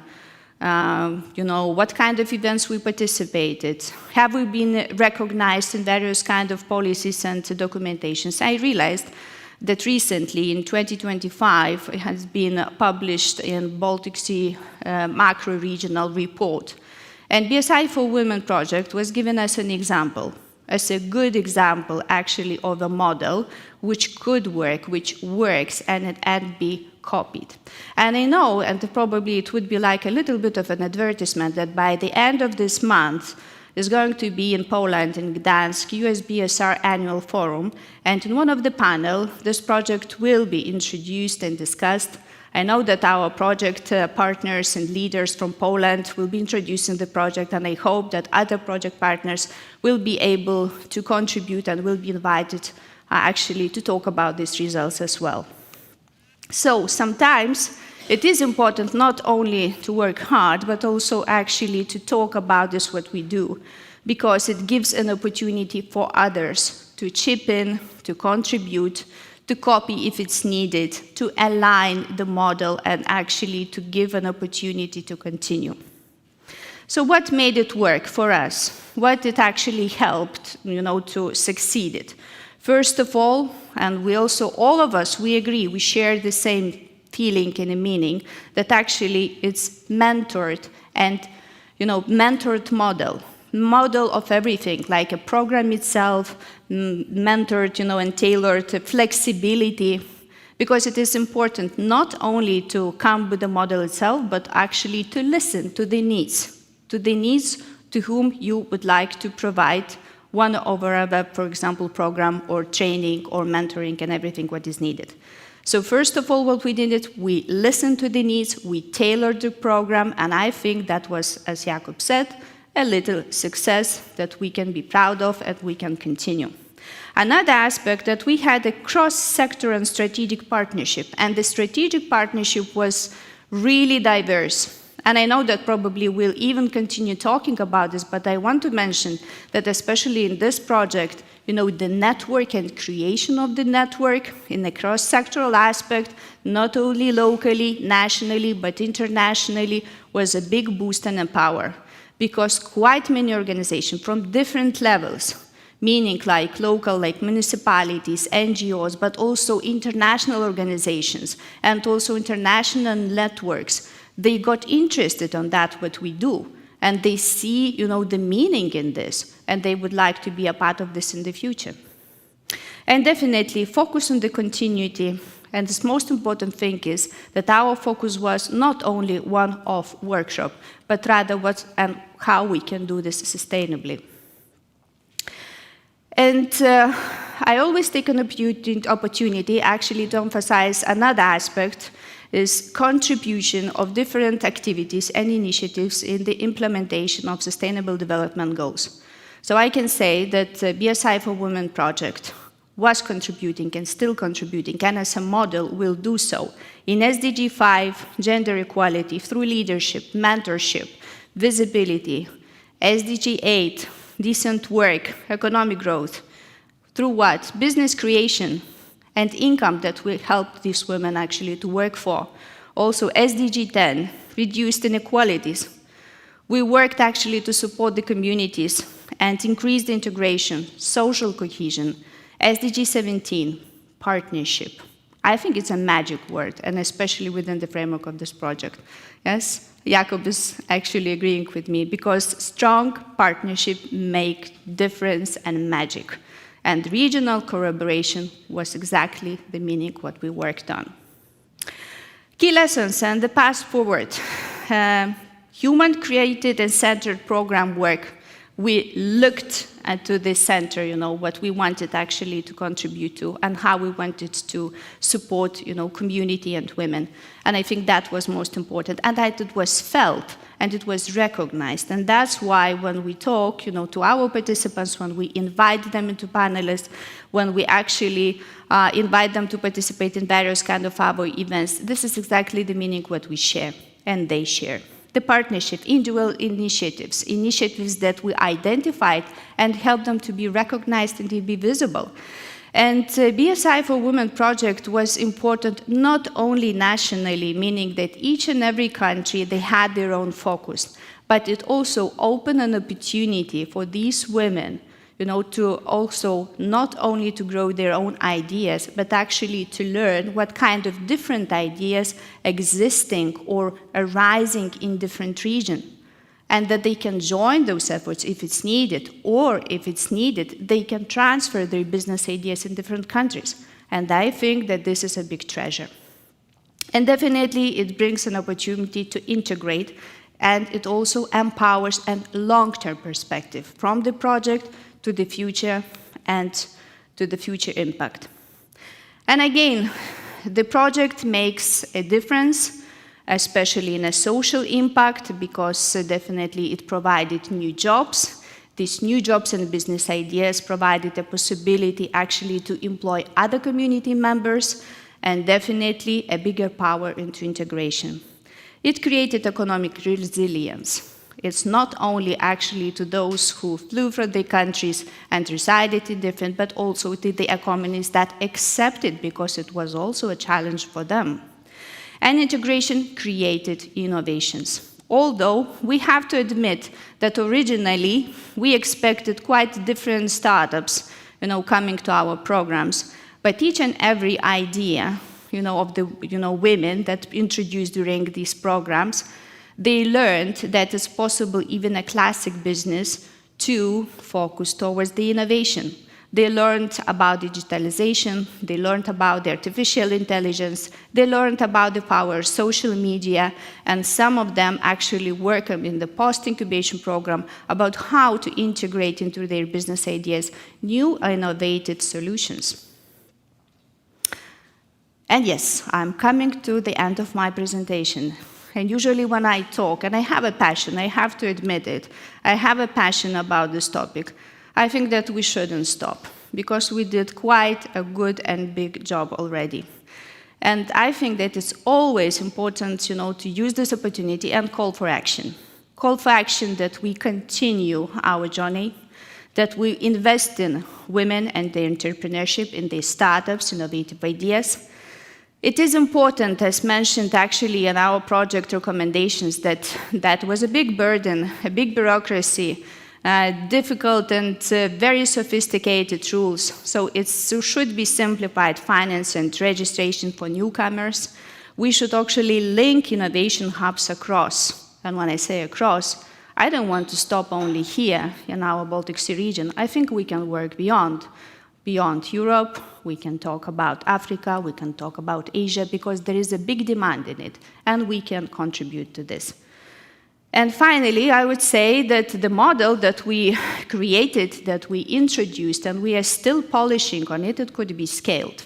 And exactly, it could be scaled beyond, depending where we'd like to continue working it. And my closing remarks. And my closing remarks is again the contribution to the call. I think that every business idea created by the refugee women is a symbol of resilience, creativity, and belonging. Belonging there where they reside or they are planning to reside. And I think that we need to continue working and unlocking the potential. One woman, one idea, one community at a time. But it makes a big difference. Let's work together. Thank you. Thank you. Thank you. Thank you, Živilė. Do we have any questions? We do, but We don't have time. I want to bring the question, come back to the questions during our panel discussion, but we do have some. But I want to thank you, and I think it is very important to talk about these projects, because this is one of the ways how we can increase the impact, how we can increase it, maybe find even just one person who can take it to the next level, who can take it to the next organization. If we don't do it, they will stay in silos in these cocoons, but we have to bring them out there, and thank you for this presentation. Thank you. Right. We continue. I am definitely elevated and inspired, and I'm sure that our next speaker will bring even more practical insights to our day here. So Elis Paemurd, who is the Deputy Head of European Commission Representation in Estonia, will talk about funding opportunities, and I'm sure that we will also hear about micro-enterprises and how they could be funded through different European funding opportunities and support mechanisms. So Elis, please. Hello, everybody. It's my pleasure to be here today, and really the previous presentation was very inspiring, and I am very happy that we have such a passionate people in Europe who can really carry on all these activities and bring more women to entrepreneurship in Europe. Well, yes, I plan to speak about also about funding, but first of all, maybe I should give a broader picture that what is going on in Europe in terms of small and medium enterprises, including micro enterprises, and also it's very closely related to our geopolitical situation, to our economic situation, so it's actually one whole issue that we should tackle together. Well, so there is no doubt that small enterprises are the backbone of Europe's economy. They represent 99% of all businesses. And they really are drivers of Europe's economy and also our transition to green and digital economy, which is one of the main priorities of the current Commission led by the President Ursula von der Leyen. Small enterprises produce over half of the value added in the European economy, and in terms of enterprise numbers, the vast majority of SMEs belong to the smallest size of the category, which are micro enterprises.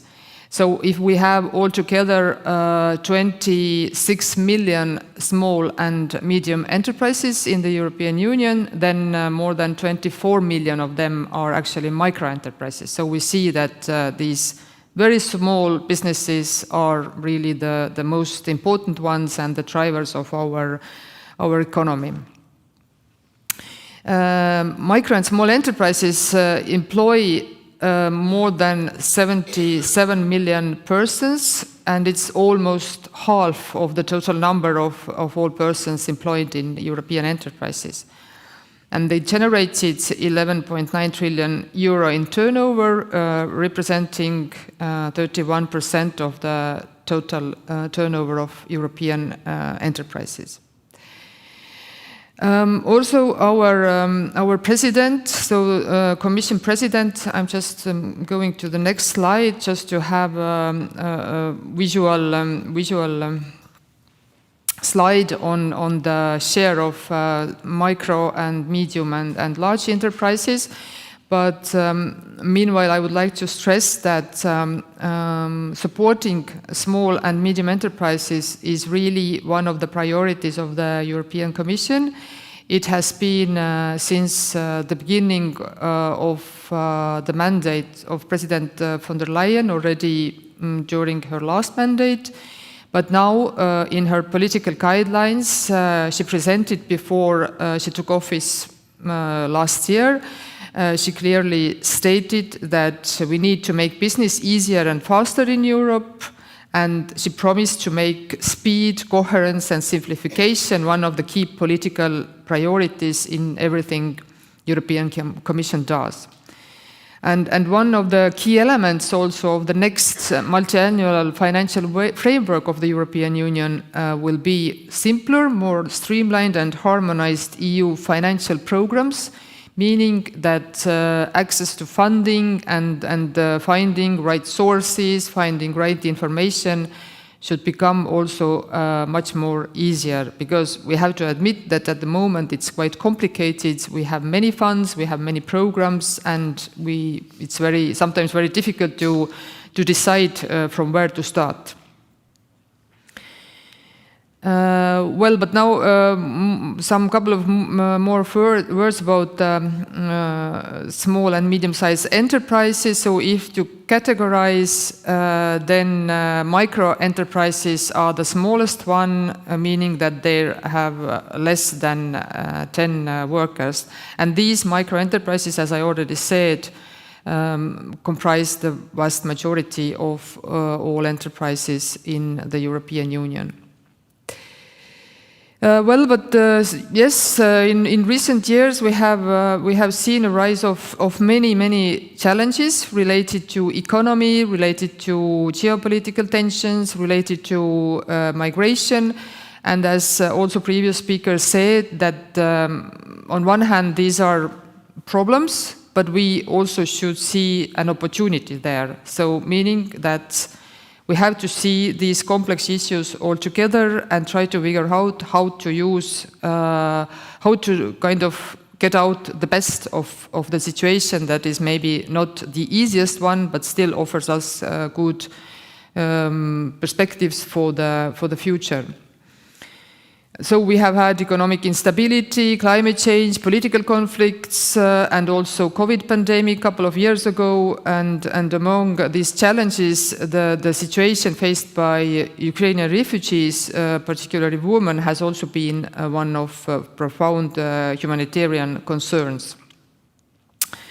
Millions of women have been forced to flee from Ukraine and to find a new house and new home in the European Union.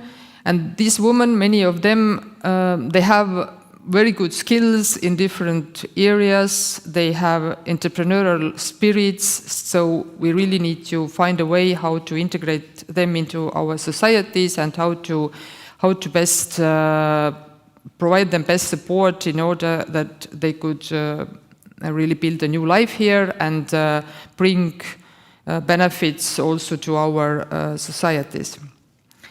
And on the other hand, European Union desperately needs workforce because our population is aging and our own workforce is shrinking. It will not be enough to address the shortages we have. And that's why attracting skills and talent and also using, in a good sense, this migration, controlled migration to fill our gaps is really essential.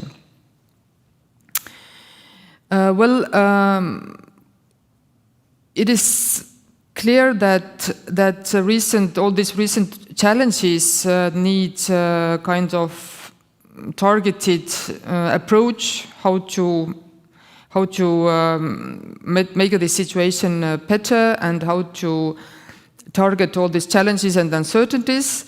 So Commission has come up with several strategies, but of course I will not dive deeply into these strategies here because it would take an hours and it's not a big interest, I guess, for the audience. But maybe some main challenges that SMEs normally face. So these are, of course, the administrative burden and regulatory obstacles, payment delays, problems with access to finance, and shortfall in skilled staff and experienced managers. So these are the main aspects that we would really need to target to make business easier in the European Union. And simplification, as I already said, is really one of the main priorities of the new European Commission, or not so new anymore. It has been already working for a year. And we have already seen many simplification packages in different areas, and more are coming. So the work is now really going on. It's not just words, but there are really very big steps already taken.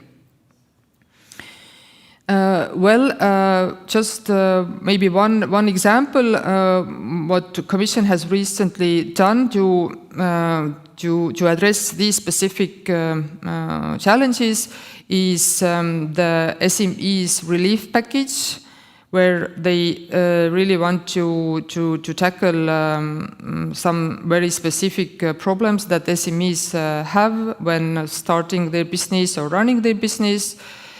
And these are now under negotiations, these kind of opportunities that how we can make their situation better. And let's hope that it will be soon also put in practice.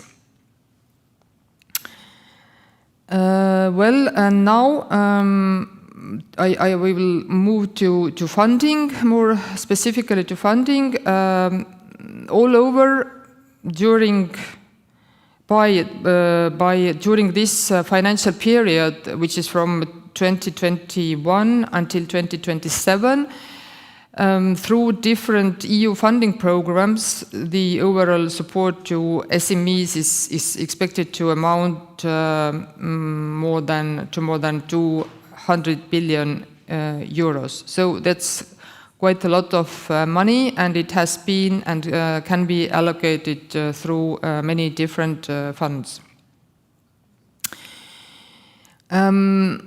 Just maybe before I go on with these funding opportunities, few words about skilled staff and then the shortages in this, which is also one of the major problem when we speak of SMEs and their potential to grow. More than 63% of SMEs claim that they cannot find skilled staff, so it's really a big problem.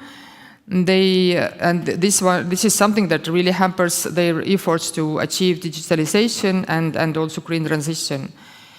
So EU is supporting the development and strengthening of appropriate skills through various programs again. So one of them is European Skills Agenda and EU Pact for Skills, which is quite recent, just was published a couple of months ago. So to be created by 2030, the European Union's target is to create 1 to 2.5 million additional jobs.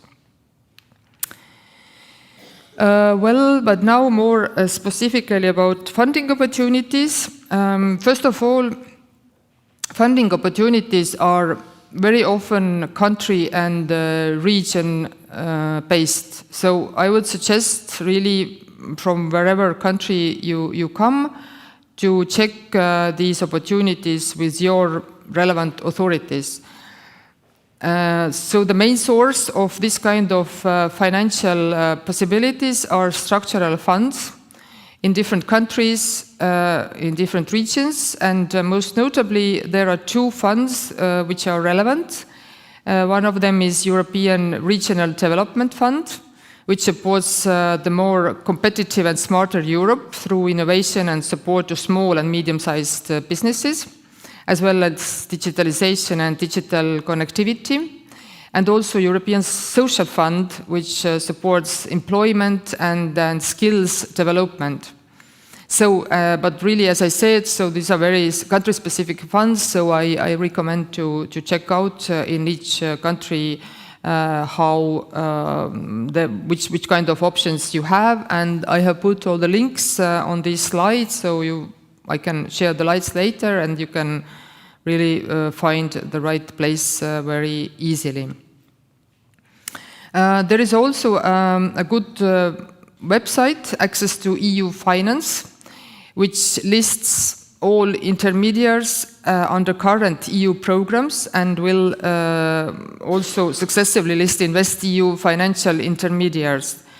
But it's important to stress that now we are still in the current period of multi-annual financial framework, which will then probably change in 2 years.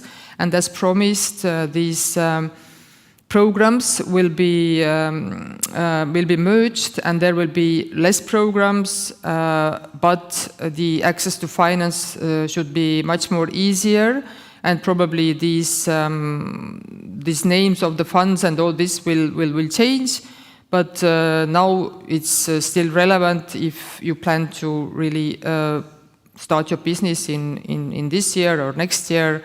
Then these funds and links are still very much relevant. I also actually wanted to say a few words about this Ukrainian refugee women programs and how and why all this support is very important for them. But actually the speaker before me already covered this topic a lot, so that the key challenges faced by them and also the key opportunities. Maybe few words just to conclude. That really key challenges identified are the access to finance, because many refugee women they lack access to traditional financing methods because they simply do not know our banking systems, our financial systems. They do not know where to find the relevant information. So first we need to support them in finding right place where to find right information relevant for them. So there are, of course, language barriers and cultural barriers. So here also we should provide them language learning opportunities and also integration possibilities. It's again possible to do with the help of EU funds. It is specifically a European Social Fund that offers such trainings. And again, networks, community networking, as already mentioned by the previous speaker, is very important. So they very often find it difficult to connect with mentors, collaborators, and other entrepreneurs. So again, sometimes it's not only about finances, but it's about networking, it's about contacts, it's about community support. So this is one side of this support they need to integrate into our societies and to benefit themselves and also to bring benefits to our societies. As I said, European Union has funding opportunities to address all these challenges. There are language skills trainings, there are mentorships and networking opportunities, and also tailored financial products listed here on this slide. What I wanted to mention, one very good program is Erasmus for Young Entrepreneurs. This is, I do not have it on this slide, but it can be easily found when you Google it. I'm not sure if Estonia has a specific contact point for this program, but there are in other countries specific contact points. So it offers kind of mentorship. Women can go to different businesses, to different companies, and just to learn like peer-to-peer learning. And this is also, in my opinion, very useful. They can create useful contacts and also learn something useful for their I don't know, aspirations and ideas they have in mind. And then some Estonia-specific opportunities to conclude. If you want to start a business in Estonia, then I would suggest to contact first managing authority. So the managing authority who manages EU funds is Riigi Tugiteenuste Keskus in Estonian. Here is also the link to their website. There is also public employment service, which is especially relevant for the European Social Fund services. And very useful information can also be found actually on Eesti EE page, where there is a very detailed steps how to start a company in Estonia, how to get financing, where to start, and so on. So these are really very practical websites that I suggest to have a look. And just one example to wrap up. This is not related directly to European funds, but it's related to our representation. But overall, we are also kind of representing EU and EU funds here in Estonia. Very inspiring and nice program we had together with Garage 48, which is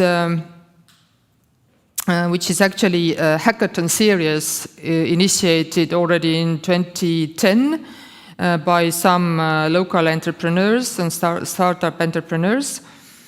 And it is focused on Eastern Estonia, Ida-Viru region.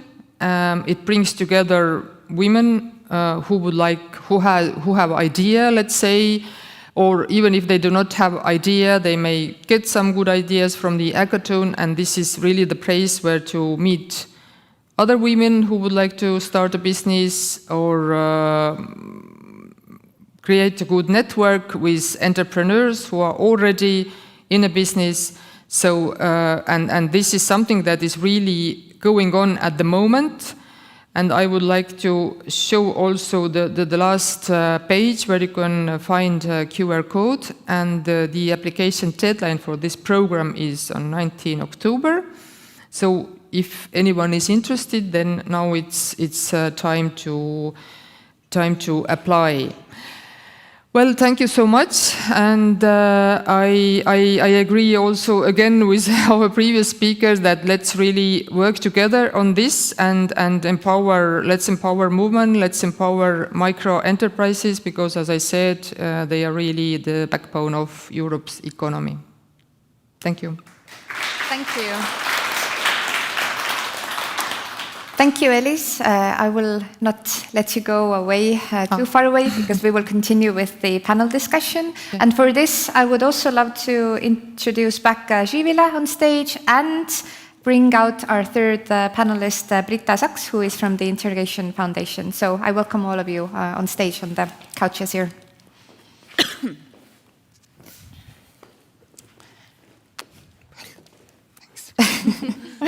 Who picks which seat? We're getting closer towards the end of this event, and I'm really glad that I can bring all of you here together to perhaps wrap up the context and the idea and talk a little bit about the practical use cases of the BSI for women, as well as widen it out to talk a little bit about the bigger impact that it has created. And we talked earlier today about how these 7 countries came together.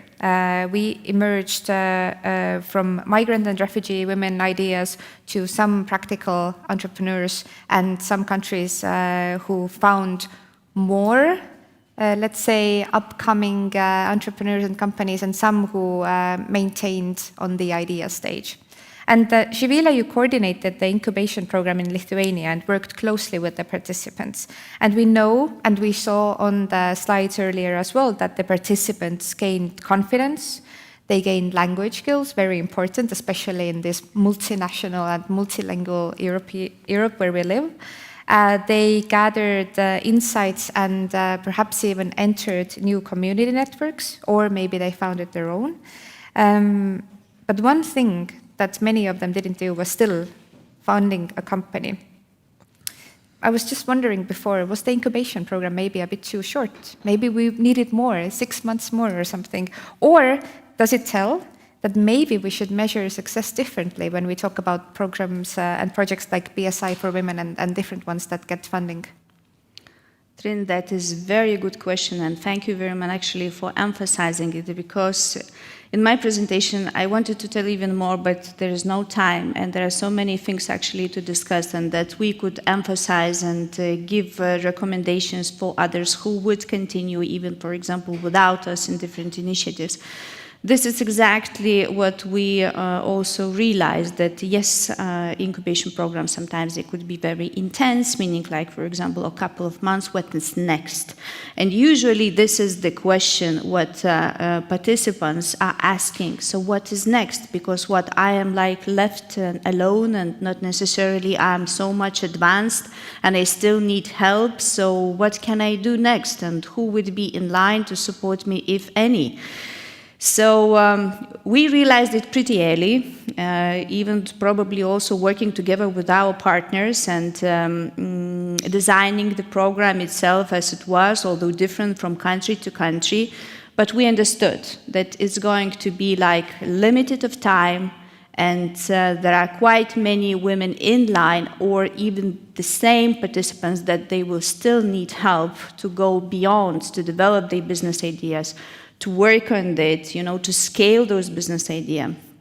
So the solution for us, like Kaunas Science and Technology Park in Lithuania, was actually to create not only a community and a network for the participants, but also a network of different organizations, locally, nationally, and internationally, who could work together. Meaning, we started from a very little circle, just going for like roundtable debate from one organization together.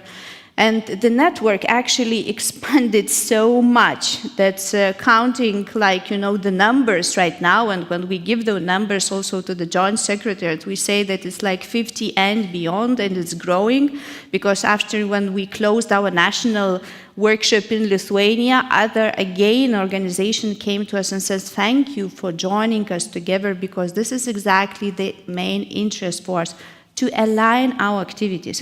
Because there are quite many organizations that do similar activities, or even, for example, activities that can go one after another, but we sometimes don't know these things, because we work in a quite narrow fields.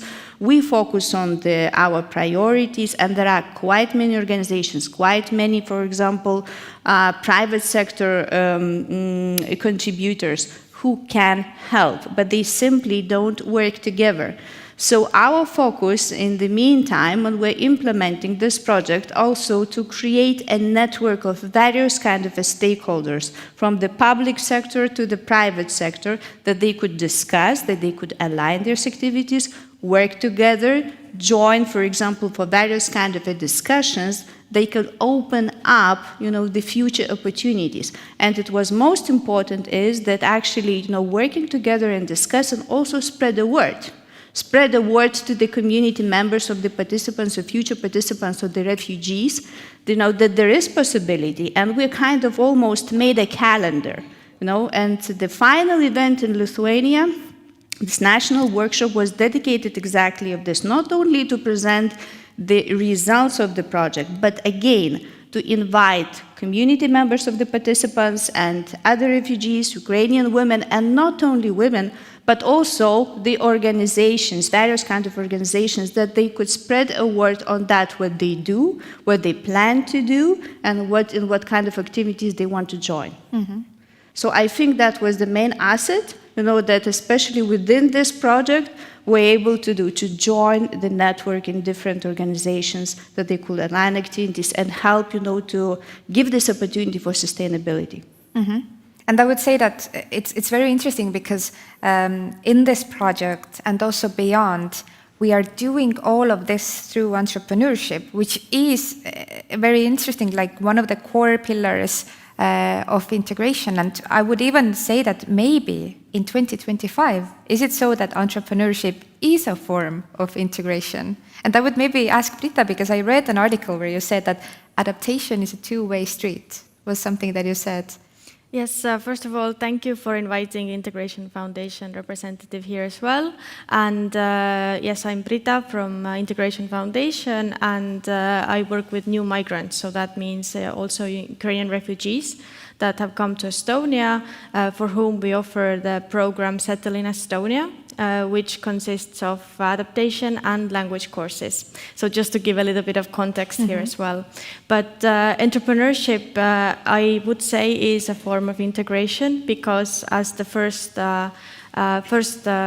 discussion was here related to this concrete project BSI for Women, it emphasized just exactly that how entrepreneurship is kind of a fast-track way to integration, because you have to know the legal system, you have to find the way how to open the company, you have to face the barriers like language and maybe systematic barriers, but also by building the company, you integrate faster to the local community. You have to make connections, you have to present your business idea, you have to market it, and so on. So I think it is definitely a form of integration. It is just a little different compared to maybe a person who comes here and works for an employer.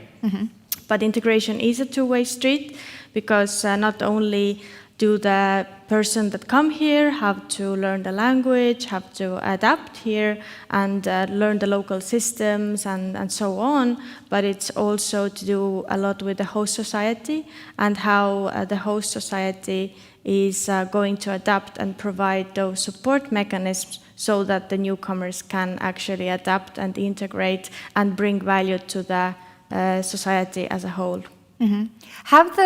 Have the different support programs and projects changed in the past few years? Because I imagine that we're bringing in new elements, entrepreneurship, we're bringing in language support, we're bringing in like practical social support, the very first steps that you need to do when you come to a new country. Maybe not as a migrant, but if you are just relocating to a new country, the problems usually are the same, or the issues for this one singular person. But when we look at the projects, we talked about the Garage 48 hackathon, the different elements. Have you seen some sort of new focus in them, or are they still as wide as possible? Well, yes, at the moment, since we are seeing more Ukrainian refugees in the Settle in Estonia program as well, because before it was designed for people who have come here to work, to study, to stay with a family member, and the numbers were not so high that we had in the program. Then now, with the ongoing war in Ukraine, we are seeing more Ukrainians, and since it's a very diverse population, it's not just one-size-fits-all kind of group of people. So we are looking at the moment at how we can design the program in a way that actually meets the needs of those new migrants, that how to make it more personal, how to make it more flexible. So there are actively developments going on. For example, we have worked on an e-course, so we have brought like one of the basic modules, which includes information about Estonian country, the culture, the landscape, and so on. We have brought that module to an environment, so the person can actually do it independently, but we're still piloting that. So that's one aspect of our work, and another thing is, of course, digital platforms and digital sphere, because people are always, and right now especially, moving to a digital form of information. So I would say that yes, we are working also on that side to develop digital platforms and to make information, materials, and adaptation available also online, so that people can find information independently. Elise, what would you say? You mentioned that there are many different funding opportunities available.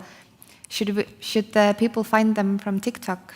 Should we expand the way how we talk about these funding mechanisms? Yes, that's a good idea actually. But unfortunately, TikTok is not very, let's say, supported platform in Europe. I mean, in public institution at least. So, for example, in the European Commission, it's forbidden. We cannot use TikTok. Okay, let's pick Instagram. But well, yes. So we really admit that at the moment our funding system and funding programs are quite complicated. We have tens of different programs, and it's very difficult to know where to start. But now in the next multi-annual financial framework, this will change. So these programs will be put together. There will be less programs. They will be more focused, and it should be really much more easier to find the right program. So this is one thing. And of course, there is another side that we should maybe communicate better these opportunities, because now we have all these websites, but we should promote it very vocally, how and where we can find these funding opportunities. Well, we sometimes do it in our representation, social media, and on our website. But I guess that other, maybe your institution and also our managing authorities, they also promote these possibilities. But here is, I think, room for improvement. I'm taking maybe the focus a little bit away from the end users, or to say the migrants, the refugees, and bringing it back to the organizational level. So maybe Beata and Živilė, you can talk here a bit more about, and also you, Elise, if the new changes, the plan changes, will also make it easier for different support organizations like Tehnopol or Kaunas Science Park to apply for funding and for grants easier. And then do you know if there is an option that next to these projects where they get, let's say, mentoring events and other support, they would also be able to get direct funding from these future projects? Or maybe, Beata, you know that there are some projects already available that migrants, refugees could apply for direct funding? Unfortunately, I don't know of any projects, especially related to entrepreneurship and integration. But the Settle in Estonia program as well, we implemented by EU funds. So EU funds, as a previous speaker was also mentioning, are very important here to make things happen. Yes, so this, of course, this simplification applies not only to individuals, but also for organizations and for enterprises. So this all should get much more simpler in the future. But at the moment, for the next 2 years, we still have to live with this bunch of programs. This is the idea, really, and also it's not only about access to finance, but the simplification should also touch the whole regulation system we have in Europe, because it's very complicated. We have different tax systems in every member state, so to navigate through all these systems, it's not easy. And there are also some proposals in the pipeline, I know. So hopefully there will be also some kind of simplification.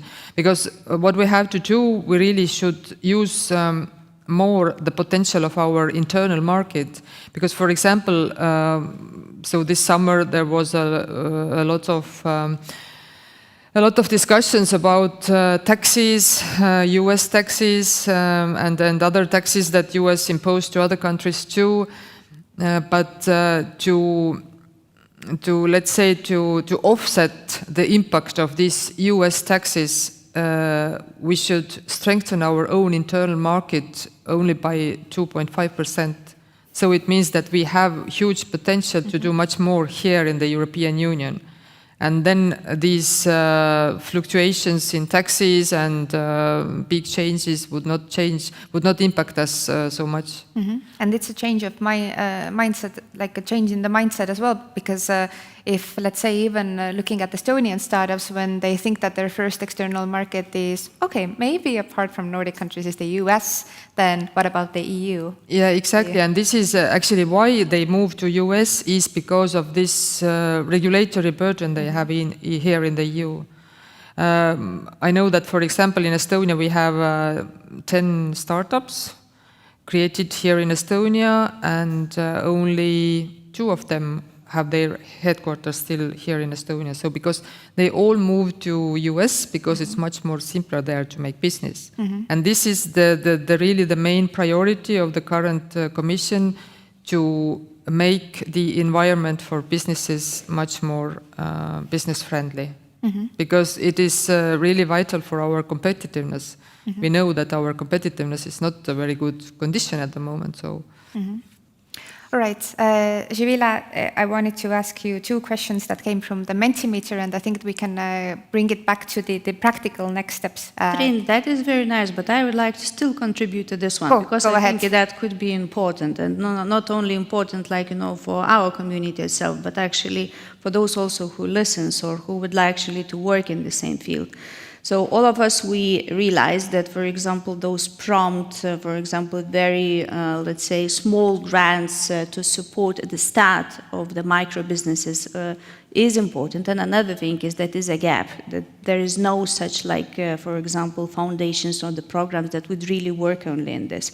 And within the framework of our project, we also had this challenge as well. It's very good to work on various kind of the programs that, for example, teach entrepreneurs and, that they can elaborate and everything. But usually what they look for is like a tangible support. In the end, they want to start their business and they need a micro grant right now, not sometime in 2 years or something. It's what Dariia said, bills need to be paid every month. Exactly. So when we realized that there is such a demand, and demand was coming actually from the community, from the participants, because they were raising this question, because they said, okay, I will finish, but if I don't have a micro grant, I cannot do anything like later on. It's just simply, I stabilize, it's just, stays at the same stage. So in the meantime, as we are not come up, to anything like really tangible from various kind of like the public institutions, or for example, EU programs, so we came up to the solution that actually business support organizations like, for example, science of and technology parks, or for example, regional agencies, or whoever who are working in this field, they can support, or for example, launch those micro grants cooperating with the private sector. So that was the solution for us, at least in Lithuania. We really boosted a lot of efforts at that point when we realized that makes a difference. We approached the private sector. We said that we are running such a program. It is very important, okay, in the end, at least to have some micro grants for the winners, that they could, best of the best ideas would move on, they can be supported and at least start something. Another thing is we also, realize that it's important actually to give also some motivation, even for those who are still in the process and they are not best of the best. And the private sector is providing with various kind of also motivated goods and, small grants and everything. But it is important that, we cooperate with the private sector, which is usually have this capacity. And, having this capacity, they can provide. So meaning that as long as we don't have like a channels of like a programs or something, they are still coming. For example, there are quite many programs and horizon projects which come with the Cascade Foundation. Yes, and it's still possible, but it's not coming exactly for example, micro business or refugees and something. So we can apply other resources, like also cooperating with different institutions, including private sector. And I think it's a wonderful solution that there are quite many organizations and also NGOs who start doing this, and it's working pretty well. And quite often when we talk about the simplification on various kind of a system, what is also important for micro businesses that they don't want actually to spend a lot of time on bureaucracy, not only for the applying, but later on to being accountable. So very well working actually system, not only for the business support organization, but to apply actually, let's say, this accountability to the community, to be responsible to get this micro grant and later on to report and to show actually how you develop and what you achieve with your business ideas to the community, meaning to the same participants or the broader community of the refugees. And I think it works well.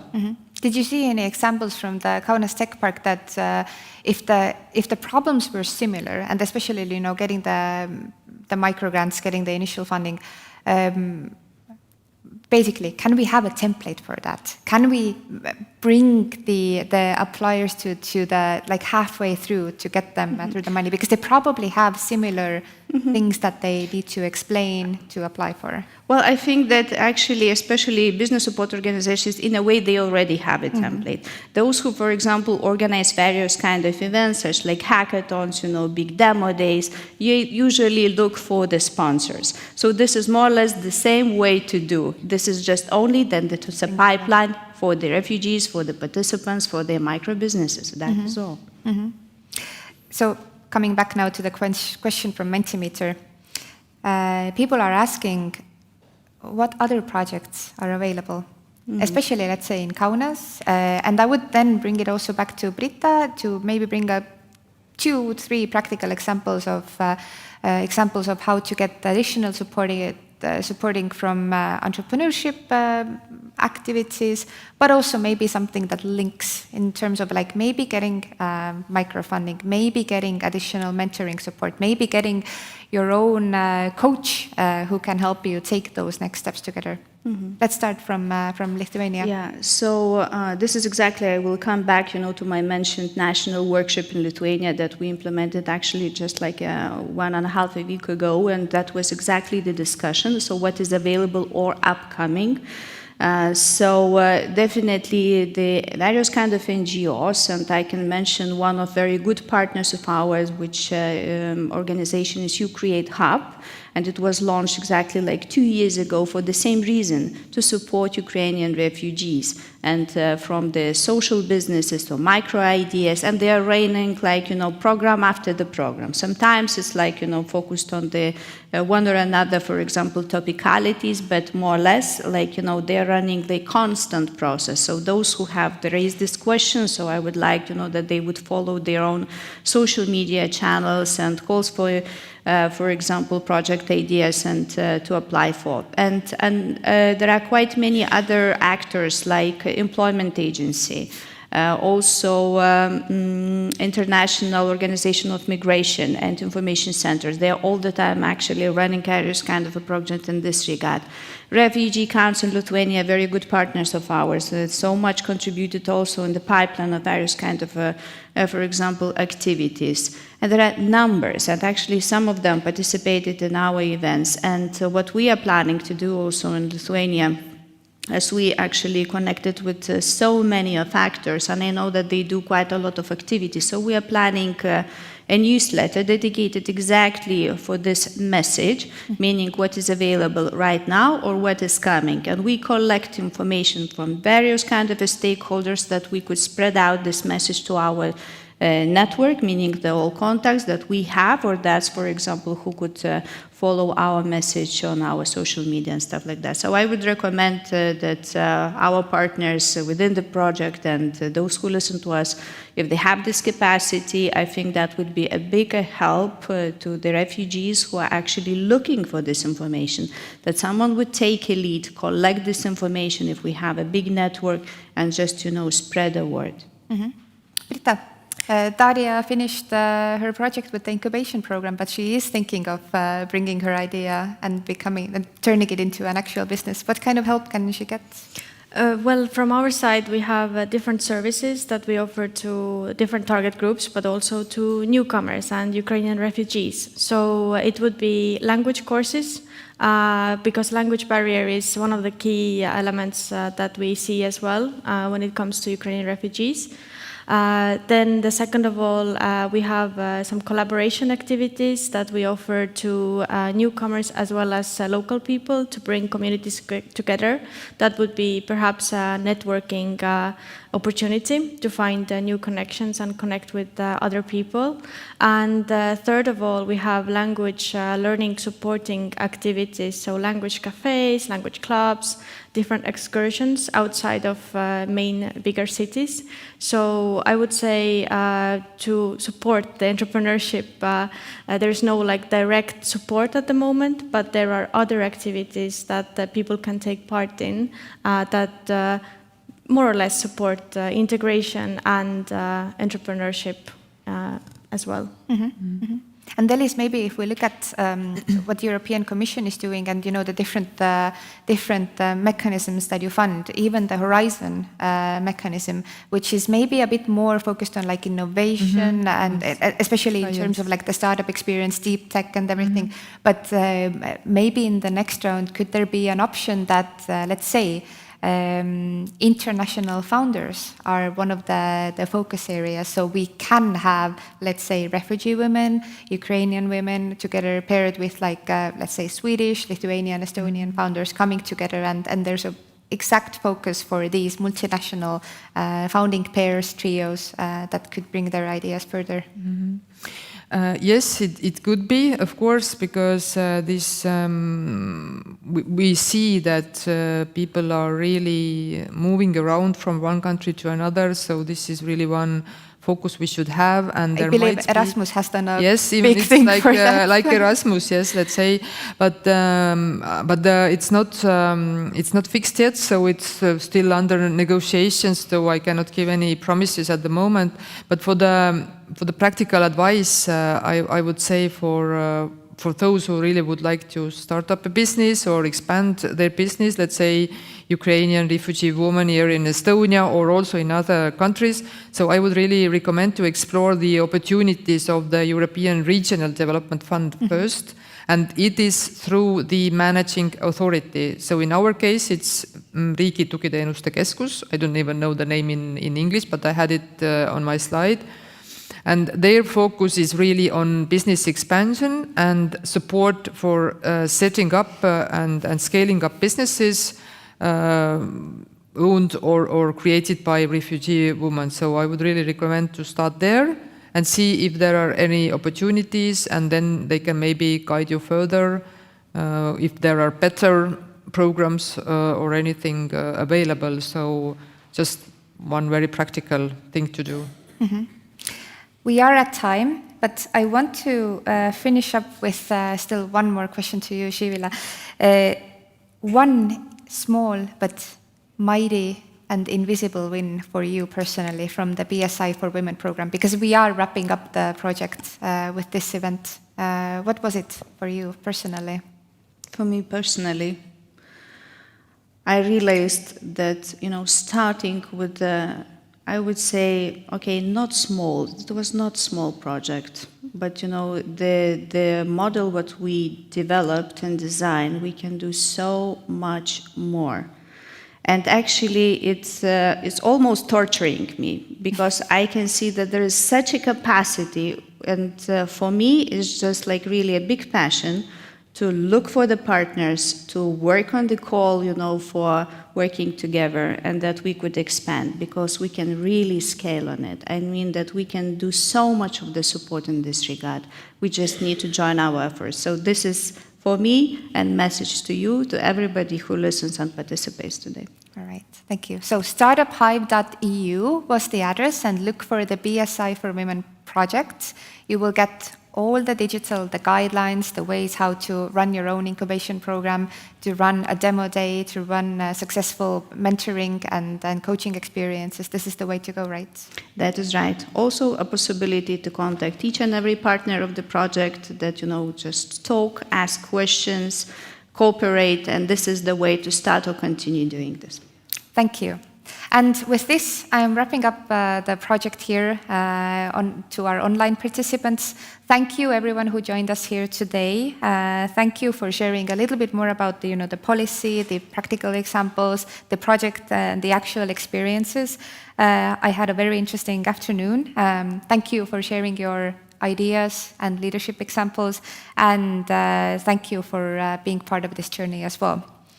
We will wrap up the online stream right now, but everyone who is here in the room can stay and enjoy a little bit more the room and the atmosphere, continue networking, continue having a piece of snacks and some coffee, and let's have a good afternoon, everybody. Thank you.